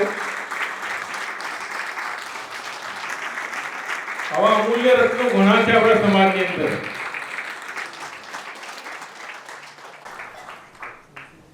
સમગ્ર સમાજ આપનું હર હંમેશ માટે ઋણી રહેશે. ડૉક્ટર કેસી બારોટ સર. પ્રોફેસર ડૉક્ટર કેસી બારોટ દ્વારા તૈયાર થયેલો આ પ્રબળ ગ્રંથ બ્રહ્મભટ્ટ સંહિતા ગુજરાતની સાંસ્કૃતિક પરંપરા અને બ્રહ્મભટ્ટ જ્ઞાતિના ઐતિહાસિક યોગદાનની ઉજાગર કરે છે, તેની રજૂઆત કરે છે.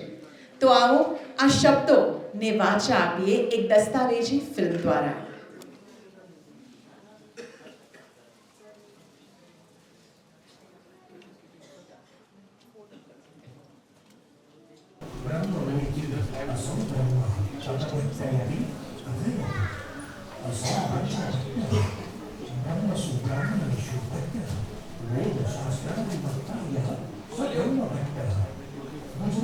સાંસ્કૃતિક પરંપરા અને પરિવર્તનમાં બ્રહ્મભટ્ટ જ્ઞાતિનું પ્રદાન 1818 થી 1947નું ગ્રંથ સ્વરૂપ એટલે બ્રહ્મભટ્ટ સંહિતા.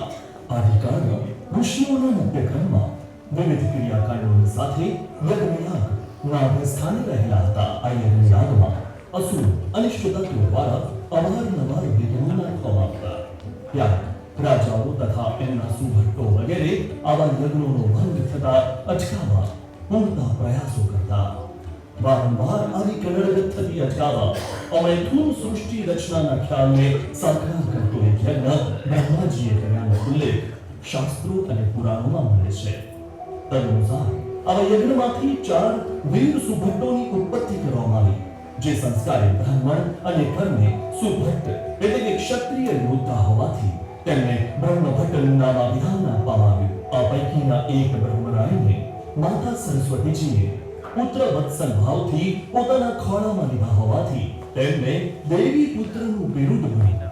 આમ સંસ્કારી બ્રાહ્મણ અને કર્મે સુભટ્ટની કામગીરી થકી બ્રહ્મભટ્ટે તત્કાલીન સમાજનું કામ સરળ અને સુરક્ષિત બનાવ્યું. બ્રહ્મભટ્ટો દ્વારા રાજધર્મ, યોદ્ધા ધર્મથી રસતરબોળ શૈલીમાં કાવ્યો, છંદો અને દોહાઓ દ્વારા સંગ્રામગઢમાં ઉભા રહીને આ બ્રહ્મભટ્ટ કવિઓ શૌર્યગાન અને વિરોચિત પોકારો સાથે યુદ્ધમાં રાજાઓનો જુસ્સો જાળવી રાખતા તથા તેમાં વૃદ્ધિ કરતા. કાળક્રમે તેઓ ક્ષત્રિયોથી વિશેષ સમીપ અને પોતાના ધર્મ કાર્યથી થોડા અલિપ્ત થતા ચાલ્યા. ગુજરાતના સાંસ્કૃતિક વિકાસમાં બ્રહ્મભટ્ટ જ્ઞાતિનું પ્રદાન કે મુખ્યત્વે જ્ઞાતિના મધ્યકાળથી લઈ અર્વાચીન કાળના આરંભ સુધીમાં થયેલા સંત કવિઓનો પરિચય આપે છે.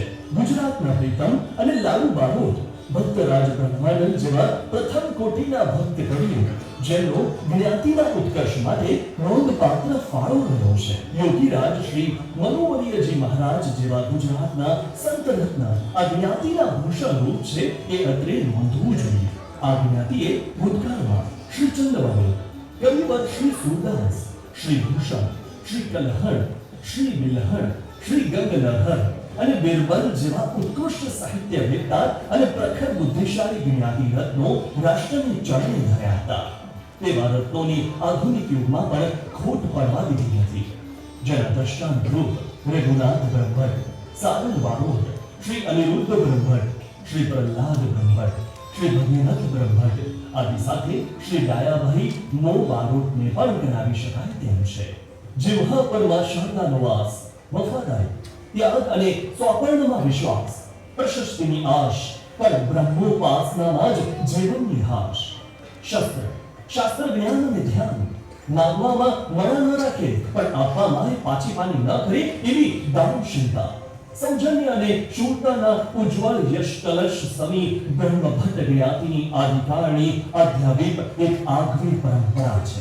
એ પરંપરામાં દાનવીર કર્ણથી માંડી ખંભાતના દરિયાની દરિયાઓની રેલાવતા દેશ પરદેશના ઉદ્યોગવીર બનીને નરબંકા તરીકે પંકાયેલા શ્રી ભગવતીલાલ દીવરાવ સુધીના અનેક નરરત્નોનો સમાવેશ થાય છે.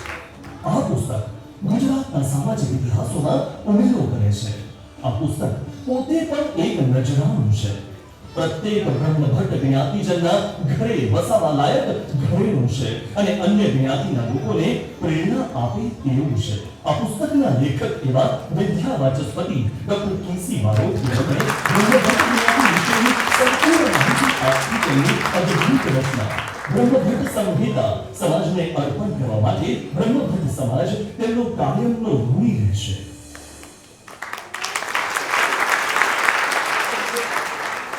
આધુનિક ટેકનોલોજી આપણને તેજ ગતિથી આગળ વધવા માટે હંમેશા પ્રેરે છે.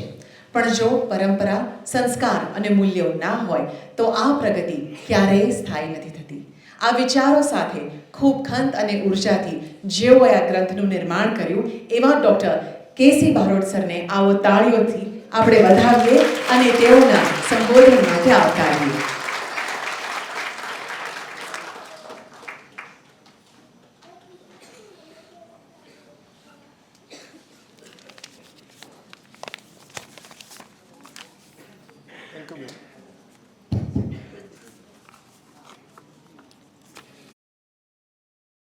સૌ પ્રથમ સુજ્ઞ શ્રોતાજનોને આવકારું છું, પ્રણામ કરું છું જ્ઞાતિ ગંગાને અને પછી ઉદ્બોધનની શરૂઆત કરું છું. આજના સમારંભના અધ્યક્ષ મહોદયશ્રી, મંચસ્થ મહાનુભાવો, ખાસ કરીને આપણા રાજ્યના મંત્રી શ્રી જગદીશભાઈ વિશ્વકર્મા તેમજ દેશ વિદેશથી અત્રે ઉપસ્થિત સર્વે સુજ્ઞ શ્રોતાજનો, મારા જ્ઞાતિજનો, મારા ગ્રામજનો, મારા પરિવારજનો તથા આ પ્રસંગે વિદેશથી ખાસ દોડી આવેલી મારી પૌત્રી ચી ત્રિશલા અને ડૉક્ટર જિજ્ઞા, એમના પતિદેવ મારા જમાઈરાજ, એમના પિતાશ્રી અને આપ સૌને હૃદયના ઉમદણથી આવકારું છું. અર્જુનની જે સ્થિતિ મહાભારતમાં હતી એવી જ કંઈક સ્થિતિ કોને યાદ કરું ને કોને ના કરું. સમયનો અભાવ છે એટલે લાંબી વાતમાં નહીં પડતા મુખ્ય વાત પર આવો. આપને બધાને આવકાર્યા પછી આ વિશાળ મંચ પર બ્રહ્મભટ્ટ સંહિતાના દ્વિતીય સંસ્કરણને વિમોચિત કરવા માટે અને લોકાર્પિત કરવા માટે મને આયોજકશ્રીઓએ જે તક આપી છે એ માટે એમનો પણ આભાર માનું છું. મિત્રો, બધાએ થોડું થોડું કહ્યું છે, પણ પુસ્તક સર્જનમાં નિમિત્ત છું એટલે મારે પણ કંઈક કહેવું એવી આપ સૌની પણ અપેક્ષા હોય. થોડોક સમય લઈને સરની પરમિશન લઈને થોડીક વાત કરીશ, બહુ લાંબા નહીં કહે. નેશનલ ટીચર રિસર્ચ ફેલોશિપ નવી દિલ્હી અંતર્ગત ગુજરાતની સાંસ્કૃતિક પરંપરા અને પરિવર્તનમાં બ્રહ્મભટ્ટ જ્ઞાતિનું પ્રદાન 1818થી 1947 નામના મારા શોધ કાર્યનું ગ્રંથ સ્વરૂપ એટલે બ્રહ્મભટ્ટ સંહિતા. આ સમગ્ર કર્તૃત્વના શિલ્પકાર મારા વિદ્યાગુરુ અને માર્ગદર્શક દેશ વિદેશના ઇતિહાસવિદોમાં સમાવિષ્ટ સ્વશ્રી મકરંદ મહેતા, થોડા સમય પહેલાં જ એમનું દેહાવસાન થયું છે.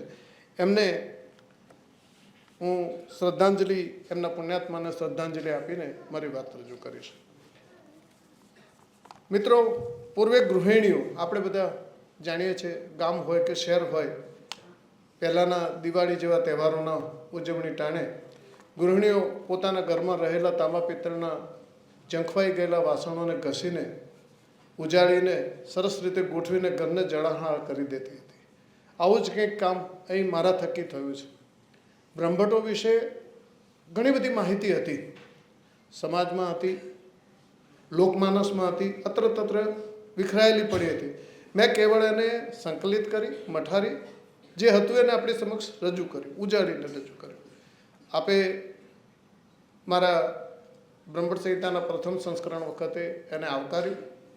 પછી પરિસ્થિતિ એવી થઈ કે માત્ર એકાદ બે નકલ મારી જોડે હતી અને ઘણા બધા પાસેથી એની પૃચ્છા હતી. ત્યારે અમે નક્કી કર્યું કે આપણે એની બીજી આવૃત્તિ કરીશું. પહેલાં યુજીસીની નેશનલ ફેલોશિપ અંતર્ગત મારે કામ કરવાનું હતું એટલે ઘણી બધી મર્યાદાઓ હતી. દર 6 મહિને એનું મૂલ્યાંકન થાય વગેરે. એટલે એ વખતે જે હું નહોતો લઈ શક્યો એવી બધી બાબતો મેં આ નવા સંસ્કરણમાં સમાવિષ્ટ કરી છે. અને કોઈકે સ્ટેજ ઉપરથી જ કહ્યું કે આ બીજું સંસ્કરણ છે, મને નથી લાગતું કે ત્રીજું થઈ શકે. એટલે આ બધું છે એ મેં સંકોરીને સંકેલીને આપનું હતું ને આપને પાછું આપ્યું છે. આવનારી પેઢી આપણા વૈભવ વારસાથી ગૌરવાન્વિત થશે. તમને બધાને વાંચવું ગમશે અને આપણા પૂર્વજો, આપણા વડીલો શો રસ્તો બતાવીને ગયા છે ને શું હતા એ આપની જાણમાં આવશે તો મને લાગે છે કે મારો પ્રયત્ન સાર્થક રહેશે. હવે સૃષ્ટિના આગળ કહેવાઈ ગયું છે પણ બહુ ટૂંકમાં ઉલ્લેખ કરીશ. સૃષ્ટિના અમૈથુન સર્જનકાળ સમયે યજ્ઞોમાં વિઘ્નો થતા એને નિવારવા માટે 4 દૈવી પુરુષોને યજ્ઞમાંથી ઉત્પન્ન કરવામાં આવ્યા અને એમને રક્ષણની જવાબદારી સોંપવામાં આવી. જન્મે બ્રહ્મજ્ઞાની અને કર્મે સુભટ યોદ્ધા હોવાથી એમને બ્રહ્મભટ્ટ કહેવાયા. જન્મજાત વાચાડતા, વાકપટુતાથી ખુશ થઈને માં સરસ્વતીએ એમને પૈપાન કરાવ્યું એટલે સરસ્વતી પુત્ર કહેવાય. કહેવાય છે કે જીવા ઉપર સરસ્વતીનો વાસ છે. આપણા પદ્મશ્રી ચંદ્રકાંત મહેતા, ડૉક્ટર ચંદ્રકાંત મહેતાએ આ વાત બહુ સરસ રીતે એમાં કરી છે. હવે યુગાંતરે આ ક્રમ વધતો રહ્યો. બધાની વાત તો કરવી તે માત્ર નામોલ્લેખ કરીને ચાલીશ. શાસ્ત્રો અને પુરાણોમાં ઉલ્લેખિત થતા સુખદેવજી, મહામુનિ નારદજી, શ્રી રામપ્રભુના દરબારી કવિ રહેપાણજી, મહાભારતના દૂરદ્રષ્ટા સંજય, મહર્ષિ વાત્સ્યયન, સાયણાચાર્ય, કુમારીલ ભટ્ટ વગેરે નામોથી આપ સુવિદિત છો.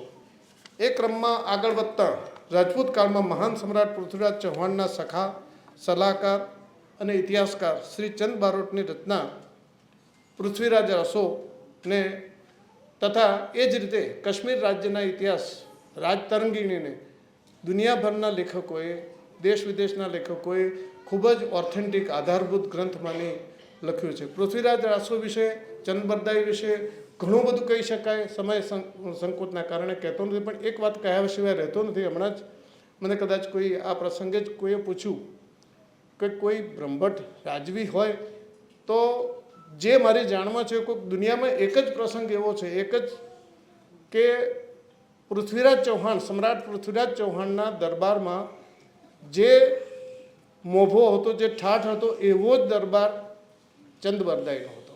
દુનિયામાં ક્યાંય આવો ઉલ્લેખ નથી કે એક રાજાના રાજ્યમાં એની હાજરીમાં પેરેલલ બીજો દરબાર હોય, રાજ દરબાર હોય.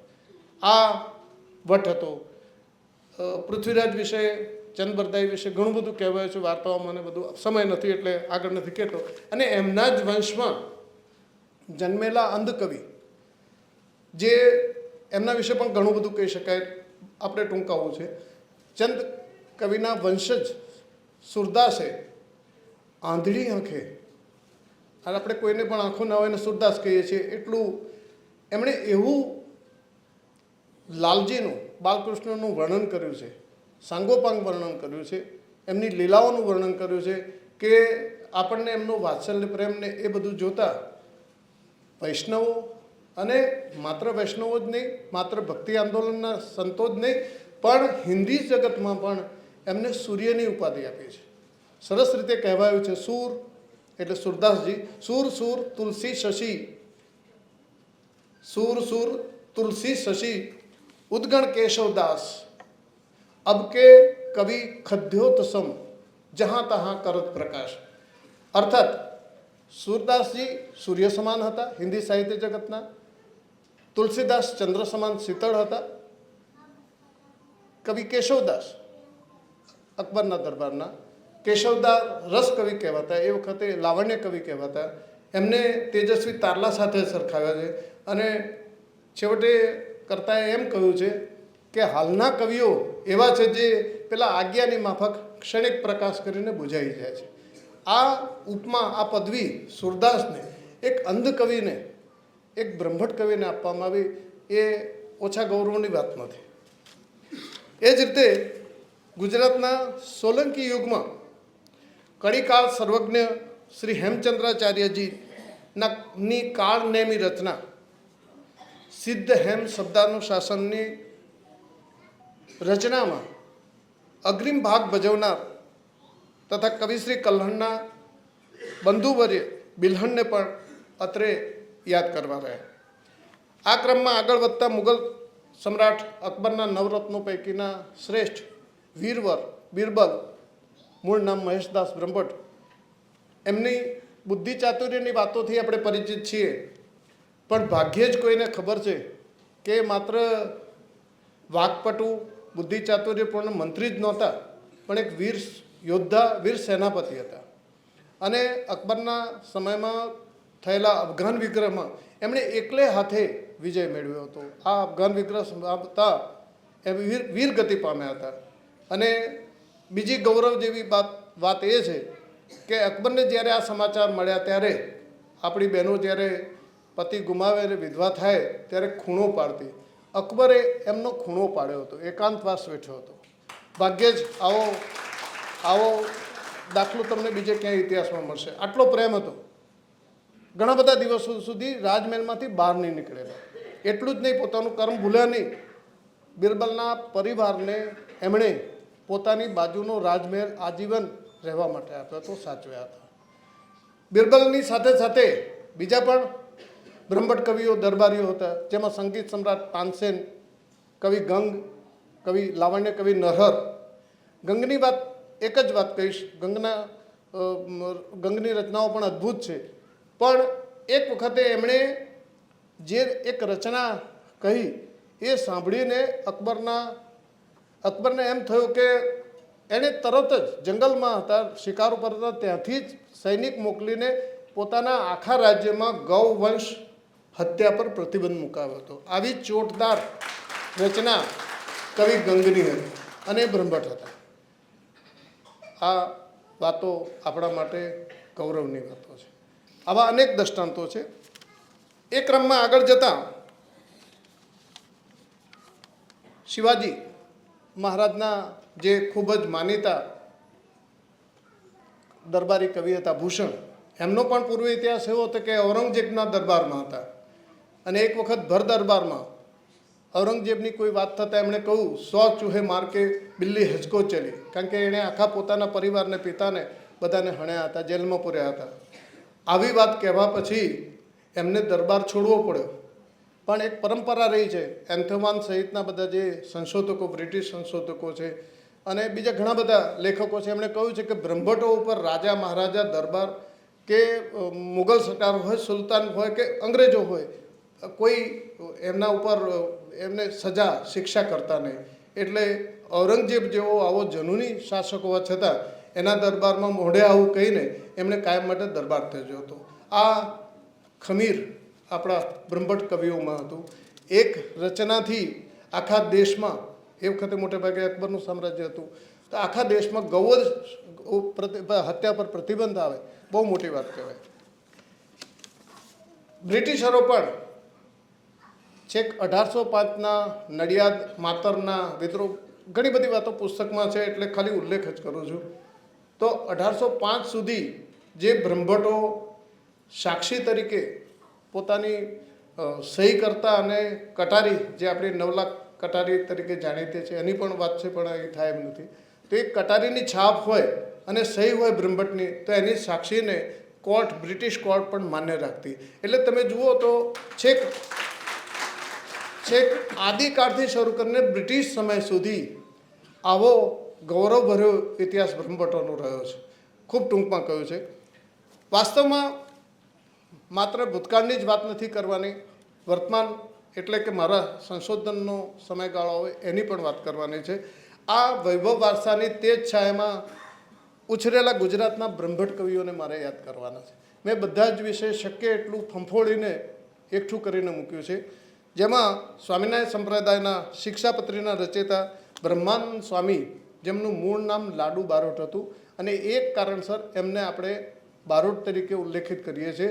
ખાણ ગામના આબુ પાસેના વતની હતા અને ત્યાં તપાસ કરતાં ચારણભાઈઓએ એમ કહ્યું કે અમારા હતા, આપણે એમ કહે, પણ હું એમ કહું છું કે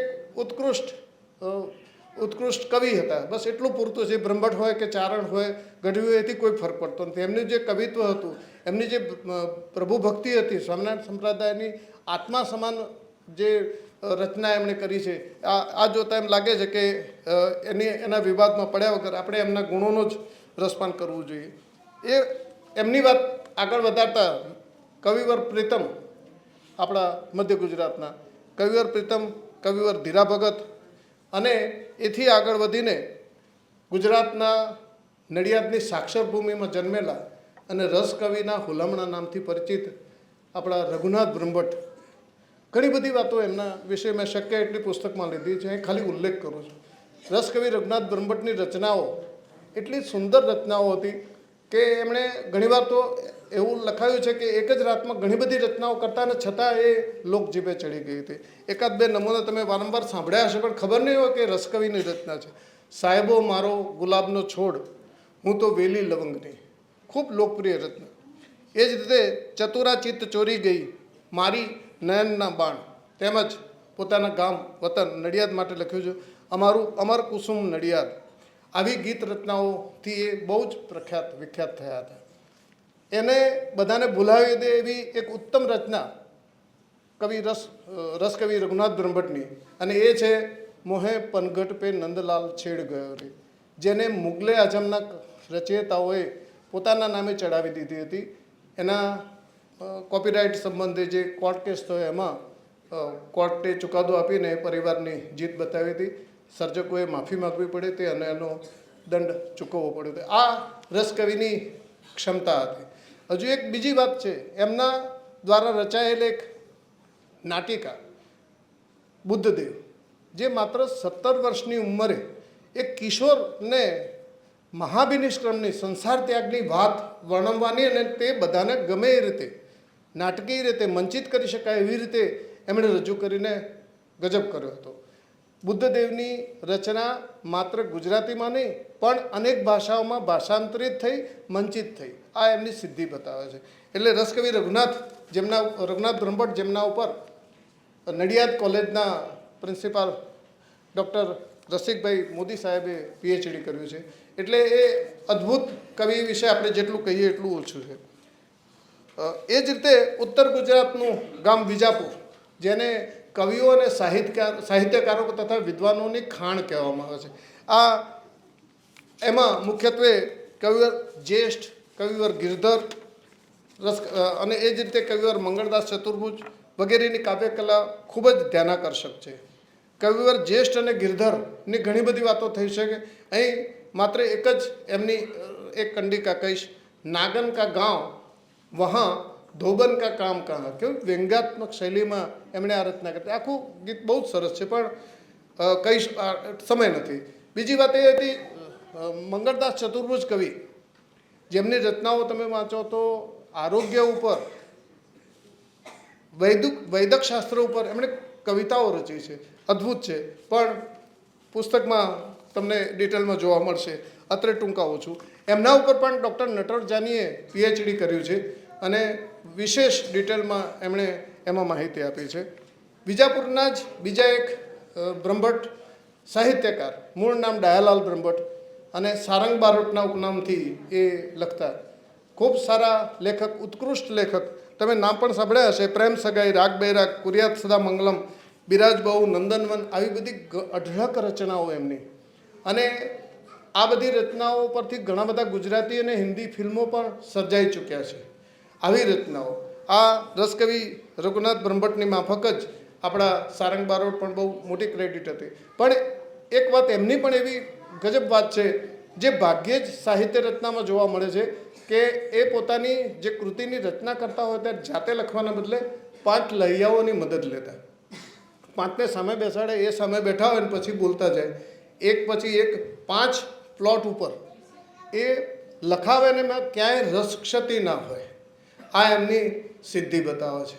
આવા ભાગ્યે જ આવા સાહિત્યકાર એક સાથે 5 પ્લોટ ઉપર વાત લખાવે અને એમાં એકબીજામાં ભળી ના જાય. આ એમની સર્જન શક્તિ હતી. સાહિત્ય કલાના બીજા 2 કવિઓ જેમના વિશે માત્ર નામોલ્લેખ કરવો રહ્યો, ગુજરાતના ભાંડુના પ્રસિદ્ધ શ્રી શિવલાલ કવિ તેમજ મહેસાણાના શ્રી જયસિંહ કવિ અંગે માહિતીના અભાવે વિશેષ વાત કરતો નથી. સાહિત્ય અને કલાનું બીજું એક સરસ પાસું હમણાં ઉલ્લેખ થયો રંગમંચનો. એમાં આપણે વાત કરીએ તો ઊંઝા પાસે ઉનાવા ગામના વતની અને નાટ્ય કલાધરનું જેમને ઉપનામ આપવામાં આવ્યું હતું એવા શ્રી વાઘજી બારોટની વાત છે. મેં એમનો કોઈ એમ પણ કહ્યું કે ફોટા નથી, આપણે ફોટા સાથે એમની વિગત આપી છે. અને એ નાટકમાં કોલેજ કન્યા નામનું નાટક હતું. માત્ર ભારતમાં નહીં, ભારત બહાર પણ એ ભજવાતું, મંચિત થતું અને એમાં એમને ખૂબ પ્રસિદ્ધિ મળી હતી. એમના સહકલાકારો બાપાલાલ નાયક અને જયશંકર સુંદરી હતા. એના ઉપરથી જ આપણે સમજી શકીએ છીએ કે એમનામાં કેવી અભિનય શક્તિ હતી. એટલે વાઘજી બારોટને પણ યાદ કરવા જોઈએ. અને મને એમના ફોટા અને એ બધું એમના સુપુત્ર ચંદુલાલજી, જે હાલમાં એમનો વિલય થયો, દેહ વિલય થયો છે, એમણે આપી હતી. મેં પુસ્તકમાં લીધું છે. ઘણા બધા આ પાત્રો છે એમના વિશેના ફોટાઓ વગેરે લીધા છે. વાંચશો તેથી ખ્યાલ આવશે. આ ક્રમમાં છેલ્લે ભારતની સ્વાતંત્ર્ય લડતની વાત કરીએ. આ સંદર્ભે પ્રકાશિત મારી એક પુસ્તિકા સ્વાતંત્ર્ય લડતના સંભારણામાં ગુજરાતભરના બ્રહ્મભટ્ટ સ્વાતંત્ર્ય સેનાનીઓની વાતો મેં નોંધી છે. જેમાં શ્રી ચુનીલાલ પુરુષોત્તમદાસ બારોટ નડિયાદ, તેમના શ્રીમતીજી દિવાળીબા, શ્રી જોરસિંહ કવિ અને તેમના શ્રીમતી, ઉપરાંત શ્રી સીતારામ શર્મા, બળદેવજી મોલિયા અને પ્રવીણચંદ્ર બારોટ, પીસી બારોટ એમના સુપુત્રી અને મારા મિત્રના પત્ની અને મારા એક વખતે પીએચડીના સ્ટુડન્ટ નોંધાઈ ચૂકેલા અને પછી અધૂરું મૂકીને અમેરિકા જતા રહ્યા, તે બેન હાજર છે. એમના પિતાશ્રીની વાત એક સ્વાતંત્ર્ય સેનાની તરીકે આપણે આ પુસ્તકમાં લખીએ છીએ. આવી તો ઘણી વિભૂતિઓ છે, કોની વાત કરું ને કોની મૂકી દઉં પ્રશ્ન થાય છે. આ પૈકીના શ્રી ચુપુ બારોટ, ચુનીલાલ પુરુષોત્તમદાસ બારોટ ગુજરાતના પ્રતિષ્ઠિત જ્ઞાતિપત્ર ભટ્ટ ભાસ્કરના લાંબા ગાળાના તંત્રી હતા.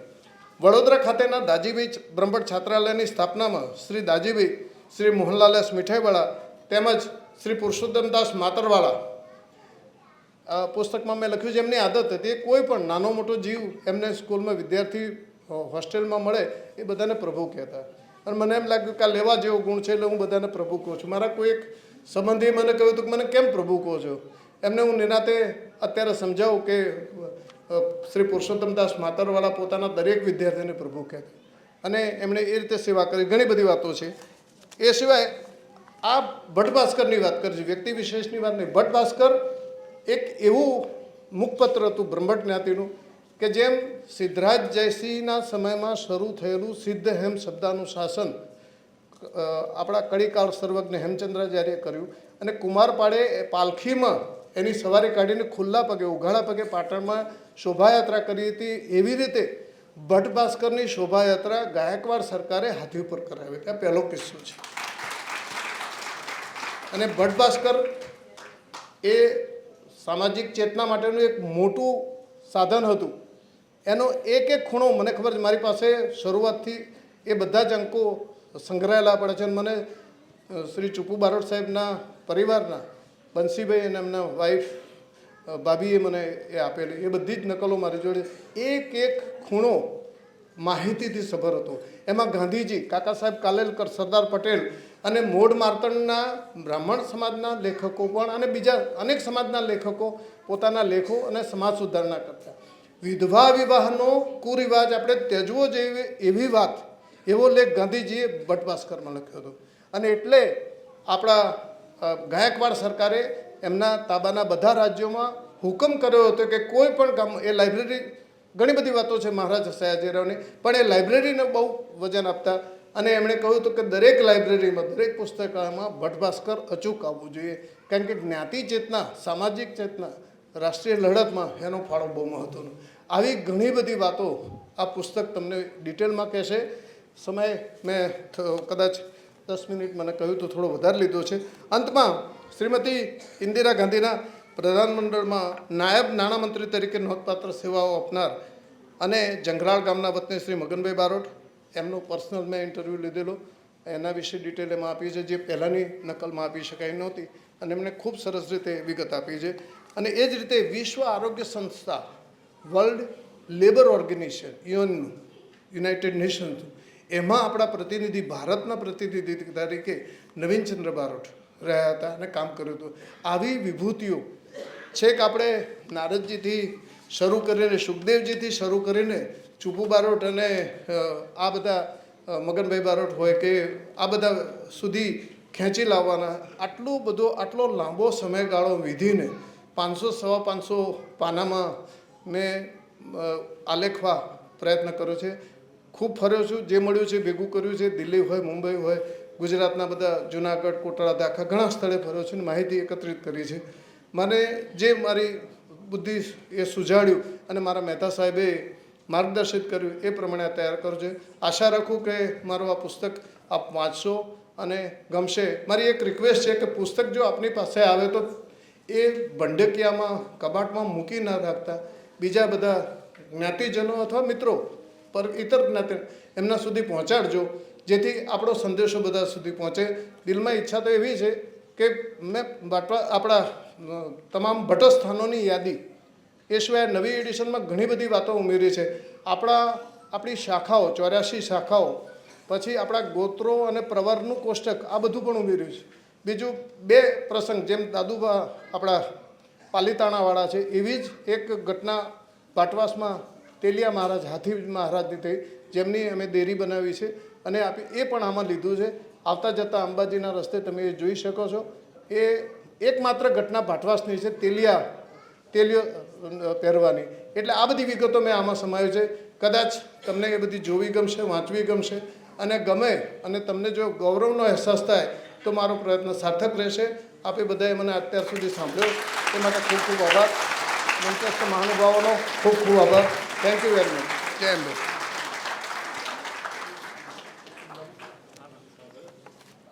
સર, આપના ભાવ, આપના વિચારો અને આપની લાગણી અમારી સમક્ષ રજૂ કરવા માટે અમે પણ આપનો આભાર માનીએ છીએ. હવે આજના અતિ મહત્વ પ્રસંગે જ્યારે આપણે સૌ એકઠા થયા છીએ ત્યારે આપણે એક વેબસાઇટ લોન્ચ કરવા જઈ રહ્યા છીએ, ત્યારે માનનીય મંત્રી શ્રી જગદીશભાઈને વિનંતી કરીએ છીએ કે drkcbarot.com વેબસાઇટ રિમોટ દ્વારા આપ લોન્ચ કરશો.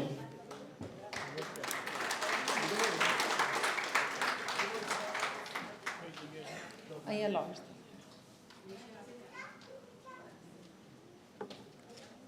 જી આના પર આપ પ્રતિભાવ આપી શકો છો, પુસ્તક વિશે સૂચન કરી શકો છો. આ સુંદર મજાનું વેબસાઇટને આપ અવશ્યથી નિહાળજો. હાજી સર.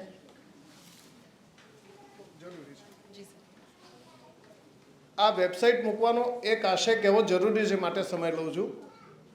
ભારતમાં, ગુજરાતમાં કે દુનિયામાં જ્યાં બ્રહ્મભટ્ટ રહેતા અથવા જેને બ્રહ્મભટ્ટમાં રસ હોય એ બધા જ આ ઉપરથી પુસ્તક અને એ સિવાય બધા મારા પુસ્તકો ડાઉનલોડ કરી શકશે. કોઈ ફી નથી, ફ્રી ડાઉનલોડ કરી શકાય. અને મજાની વાત એ છે કે મારો પુત્ર તુલ્ય 11 ઠાકર, જેણે આ બધું કામ કર્યું છે, એણે 9 ભાષાઓમાં ભાષાંતરિત કરીને મૂક્યું છે. સ્પેનિશ જેવી, હિન્દી, અંગ્રેજી, મેં તો ગુજરાતીમાં જ લખ્યું છે, પણ એણે આ બધી ભાષાઓમાં કરીને મૂકવા પ્રયત્ન કર્યો છે. બધા એનો લાભ લેજો. ઘેર તમે એની પીડીએફની કોપી કરીને વાંચી શકો અથવા ફોન ઉપર વાંચી શકો. Thank you. ધન્યવાદ. આજના સુંદર અવસરે શ્રેષ્ઠીઓ અને દાતાશ્રીઓનો જે ભામાશા બની વિદ્યા સંકુલ માટે પોતાના ખુલ્લા મને અને ખુલ્લા હાથે દાન આપી રહ્યા છે, તેઓનું સન્માન કરવાની વેળા છે. હું માનનીય મંત્રી શ્રી જગદીશભાઈ વિશ્વકર્માને વિનંતી કરીશ કે આ ભામાશાઓનું સન્માન કરશો.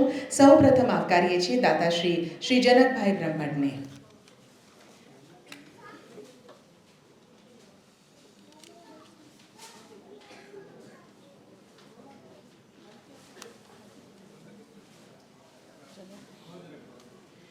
તેઓએ 25 લાખનું દાન આપણા વિદ્યા સંકુલને આપ્યું છે.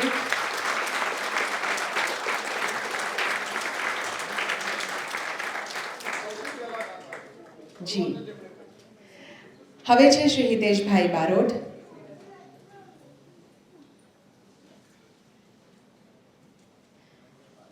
તેઓએ પણ 25 લાખ રૂપિયાનું દાન આપ્યું છે. ત્યારબાદ આવકારીએ છીએ દાતાશ્રી શ્રી કલ્પેશભાઈ બ્રહ્મભટ્ટ.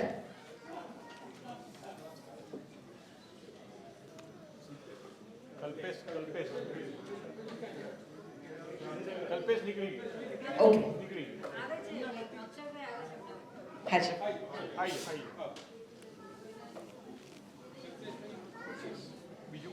બી સફલ ગ્રુપના રેપ્રેઝેન્ટેટિવ જો તેઓ પણ અહીંયા ઉપસ્થિત હોય તો.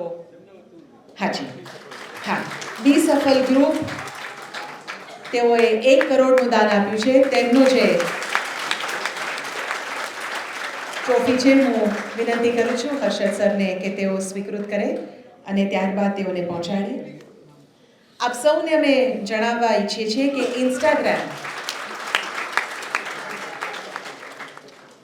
ધન્યવાદ, ઇન્સ્ટાગ્રામ @sbbs.gujarat અને ફેસબુક સમસ્ત બ્રહ્મભટ્ટ બારોટ સમાજને તમે અવશ્ય ફોલો કરશો અને આજના પણ ઇવેન્ટ્સના ફોટોગ્રાફ્સ ને બધું તમે ત્યાં મૂકી શકો છો. આજે આપણી સાથે ઉપસ્થિત છે માનનીય મંત્રી શ્રી જગદીશભાઈ વિશ્વકર્મા, જે પોતાની સાદગી, શ્રમપ્રિયતા અને પ્રજાહિત કામ માટે ખૂબ પ્રખ્યાત છે. તેઓ સંસ્કૃતિના પ્રેરક, પ્રજાસેવા માટેનું શ્રેષ્ઠ ઉદાહરણ અને ઉદ્યોગ ક્ષેત્રના વિકાસમાં ઉન્નત દ્રષ્ટા પણ રહ્યા છે. આવો ખૂબ તાળીઓ સાથે આદરપૂર્વક, સન્માનપૂર્વક માનનીય મંત્રીશ્રીને તેઓના ઉદ્બોધન માટે આવકારીએ.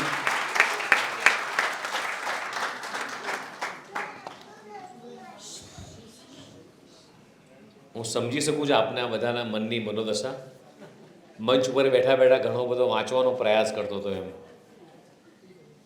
કે ઘણા સમયથી આપણે અહીંયા બેઠા છીએ અને મારી પૂર્વેના વક્તાઓએ એવું કહેવાય કે મા સરસ્વતીના ખોળામાં રમેલા સરસ્વતીના પુત્રો જે કહેવાય એવા બધા જ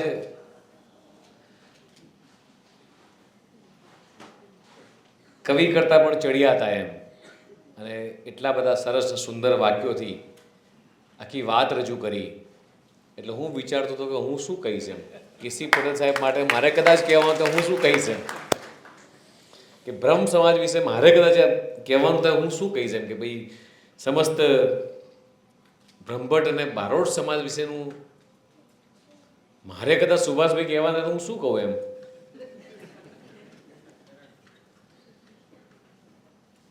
લુહારનો દીકરો છું એટલે લોઢું કરતા આવડે, સુથારના દુકાને લાકડું કરતા આવડે, એમ સોની દીકરો હોય સોનું કરતા આવડે, પણ જે કોઈને ના આવડે એ બ્રહ્મભટ્ટ સમાજને આવડે.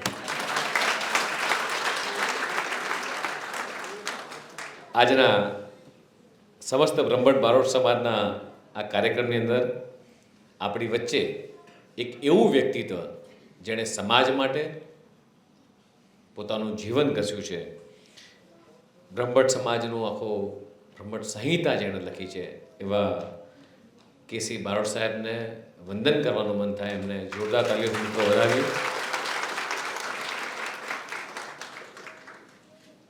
આરબી બ્રહ્મભટ્ટ સાહેબ, અમારા હિતેશભાઈ, સુભાષભાઈ, હર્ષદભાઈ, જનકભાઈ, બંકિમભાઈ, શ્રદ્ધેય મંચ અને આ બધા જ લોકો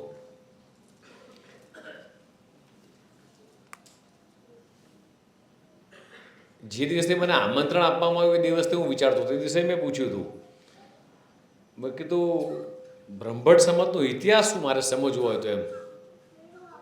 પણ સરસ કેસી પટેલ સાહેબે મારા મનનું સમાધાન કર્યું કે આ બુક વાંચશો એટલે અંદર તમને ઘણા બધા તમારા સવાલોના જવાબ મળશે. રાજા રજવાડાઓ થઈ ગયા, રાજા મહારાજાઓ થઈ ગયા, એ દરેક પાસે બિરબલ જેવા રત્નો રહેતા હતા. અને આ દરેકમાં આવડત કે દરેકમાં કળા નથી હોતી. જે કળા માં સરસ્વતીએ આપણને બધાને આપી છે, તમને બધાને આપી છે. ક્ષત્રિય હોય તો એને કદાચ તલવાર ચલાવતા આવડતું હોય, બાણ ચલાવતા આવડતું હોય, પણ તમારી પાસે જે કળા છે એ કળા એટલી અદ્ભુત કળા છે કે તમે કદાચ એ કલમનો આંકડો પાડો તો એનો સામે આખો વાતનો ભાવાર્થ બદલાઈ જાય. એ કલમના આંકડાથી સામેવાળો વ્યક્તિ કદાચ ગુસ્સે થયો હોય તો એનો ગુસ્સો ઓસરી જાય. સામેવાળા વ્યક્તિને ગુસ્સો અપાવવો હોય કોકના માટે તો આપણે એ અપાઈ શકીએ, અને એક મા જેવો પ્રેમ આપવો હોય તો આપણે એ અપાઈ શકીએ. એવી અદ્ભુત કળા આ સમાજ પાસે છે મિત્રો. વિશેષ તો કરું, મારે અહીંથી મંચ ઉપરથી એટલું બધું પીરસાયું છે કે કદાચ મારા વાક્યો ઓછા પડે, મારા શબ્દો ઓછા પડે, અને કદાચ મારી સમજણ પણ ઓછી પડે બ્રહ્મભટ્ટ સમાજને સમજવા માટેની. પણ હું ચોક્કસ કહીશ કે આજની યુવા પેઢીને જે કેસી પટેલ સાહેબ અને અમારા આરબી બ્રહ્મભટ્ટ સાહેબ, હિતેશભાઈ, મહેશભાઈ, તમામ શ્રદ્ધેય મંચ જે પ્રયાસ કરી રહ્યું છે એ પ્રયાસને, અને જે રીતે ભામાશાઓએ જે રીતે દાન આપ્યું છે ને કે ભાઈ સરસ હોસ્ટેલ બનાવી, લાઇબ્રેરી બનાવી, આપણી અંદર પડેલી જે તાકાત છે, જે શબ્દોની તાકાત છે, જે વાતની તાકાત છે, એના માટે નવી જનરેશનને તૈયાર કરી શકીએ એમ છીએ. તો એ નવી જનરેશન આજીવિકા કમાવા માટે પણ ઘણી ઉપયોગી થઈ શકશે. ચોક્કસ આઈએએસ, આઈપીએસ ઘણું બધું બન્યા છીએ, દીકરા દીકરીઓ સારું ભણવા પણ માંડ્યા છે, દેશ વિદેશમાં લોકો ઉદ્યોગપતિ થયા છે, પણ આપણી સમાજની સંસ્કૃતિને આપણે કઈ રીતે જીવંત રાખીશું?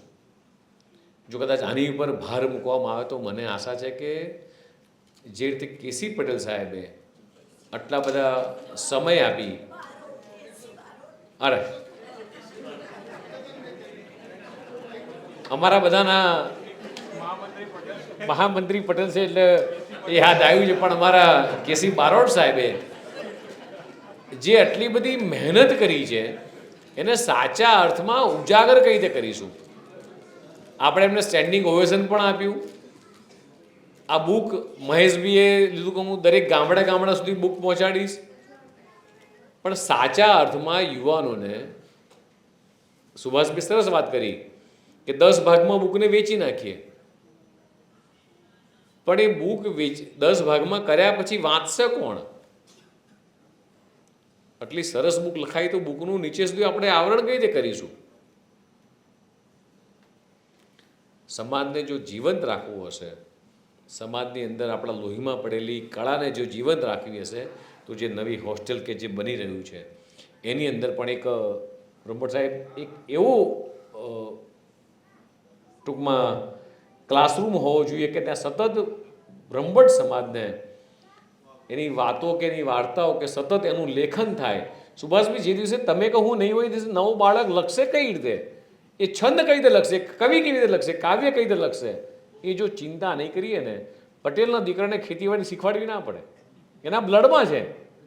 લુહારના દીકરાને કે સુથારના દીકરાને કારીગરી શીખવાડવી ના પડે.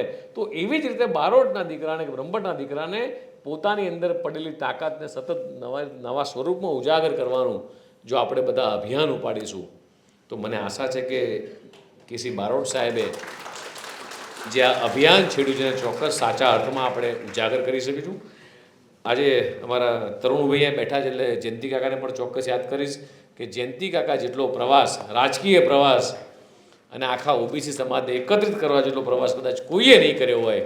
અને એક એવું કહેવાય કે અમારા હિતેશભાઈઓ કે ઘણા બધા રાજકીય લેવલે પણ કાઠું કાઢ્યું હોય એવા ઘણા બધા સમાજમાં શ્રેષ્ઠીઓ છે. સૌને આજે યાદ કરું છું. અસ્તુ. ભારત માતા કી જય.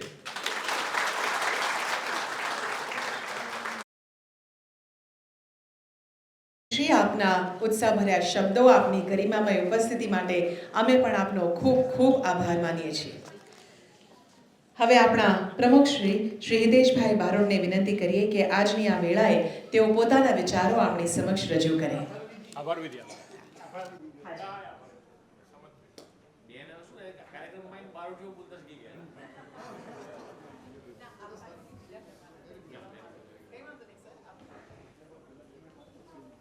બ્રહ્મભટ્ટ બારોટ સમાજની પુસ્તિકાનું વિમોચન કેસી બારોટ સાહેબ દ્વારા જે લેખિત કરવામાં આવી છે એ આજે સમાજ માટે ખુલ્લી મૂકવામાં આવી. એ બધા જગદીશભાઈ વિશ્વકર્મા જે આપણા બક્ષીપંથ સમાજનું નેતૃત્વ કરી રહ્યા છે, એમની વાતો ખૂબ ઓછી બોલી શક્યા સમયના અભાવે, પણ એમને સાંભળવાનો એક લાવો હોય છે નાના સમાજના લોકોને કેવી રીતે એકત્રિત કરવા. હવે લોકસભાની ચૂંટણીની અંદર એમને કોઈ લોકસભાની અંદર 57થી વધારે સભાઓ થઈ હોય ને એવી પહેલી લોકસભા હતી કે જ્યાં 2,000થી માંડીને 10,000 સુધી બક્ષીપંથના સમાજને ભેગો કર્યો. એવા માન્ય મંત્રી શ્રી જગદીશભાઈનો આભાર માનીશ કે ટૂંકા જ સમયની અંદર કહેવાથી આપ આવ્યા. બ્રહ્મભટ્ટ સમાજના સૌ આગેવાનો જે આજ રીતે આપણા ત્યાં હર્ષદભાઈ અને આરબી બ્રહ્મભટ્ટ સાહેબ દ્વારા એક જે વિચાર મૂકવામાં આવ્યો છે સમગ્ર બ્રહ્મભટ્ટ સમાજ માટે, એના માટે જે દાતાઓ દ્વારા દાન આપવામાં આવ્યું છે અને શક્ય એટલું ઝડપથી આપણે આ કાર્ય પૂરું કરીશું તો આવનારી પેઢી માટે આ નવું બિલ્ડિંગ મળશે. આજથી 100 વર્ષ પહેલાં જો આપણે છાત્રાલય બનાવ્યું હોય આઝાદમાં તો એ આજે 100 વર્ષ પણ થવાયા. એ 100 વર્ષ પછીનો આ વિચાર છે. તો આ બધા જ લોકો આ વિચારને આપણા સમાજમાં નીચે સુધી લઈ જઈએ એ જ અભ્યર્થના. ભારત માતા કી જય.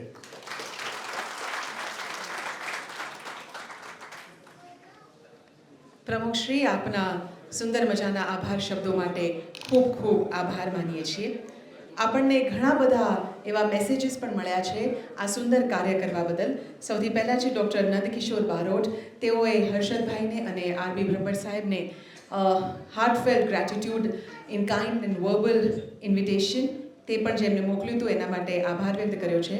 અને એ તેઓના ત્યાં કોઈક ગુજરી ગયું તેના લીધે તેઓ આવી નથી શક્યા તેની સિન્સિયર અપોલોજીસ પણ માની છે.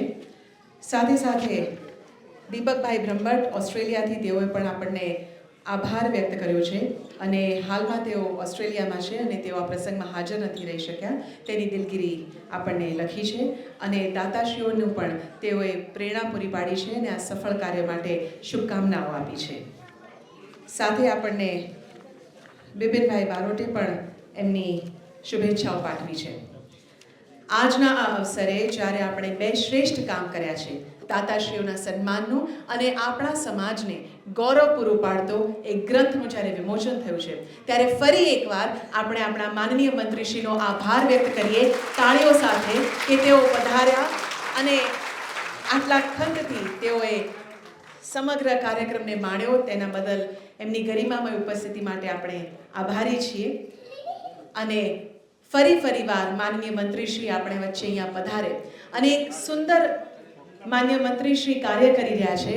તેઓ અન્નનો બગાડ ન થાય તેના માટે ખૂબ ખંતથી સમાજમાં કામ કરી રહ્યા છે, કારણ કે જ્યાં અન્ન છે, જ્યાં પાણી છે, ત્યાં જ જીવન છે. તો આપણે પણ આજે જ્યારે ભેગા મળીને સ્વરૂચિ ભોજન કરવાના છીએ ત્યારે આપણે પણ એ નિષ્ઠા સાથે એમને કહીશું કે અમે પણ અન્નનો બગાડ આજે નહીં અને ક્યારેય નહીં કરીએ. આ સુંદર વાત સાથે સૌનો આભાર વ્યક્ત કરું છું. હું ધ્વનિ દલાલ રજા લઉં છું. Thank you.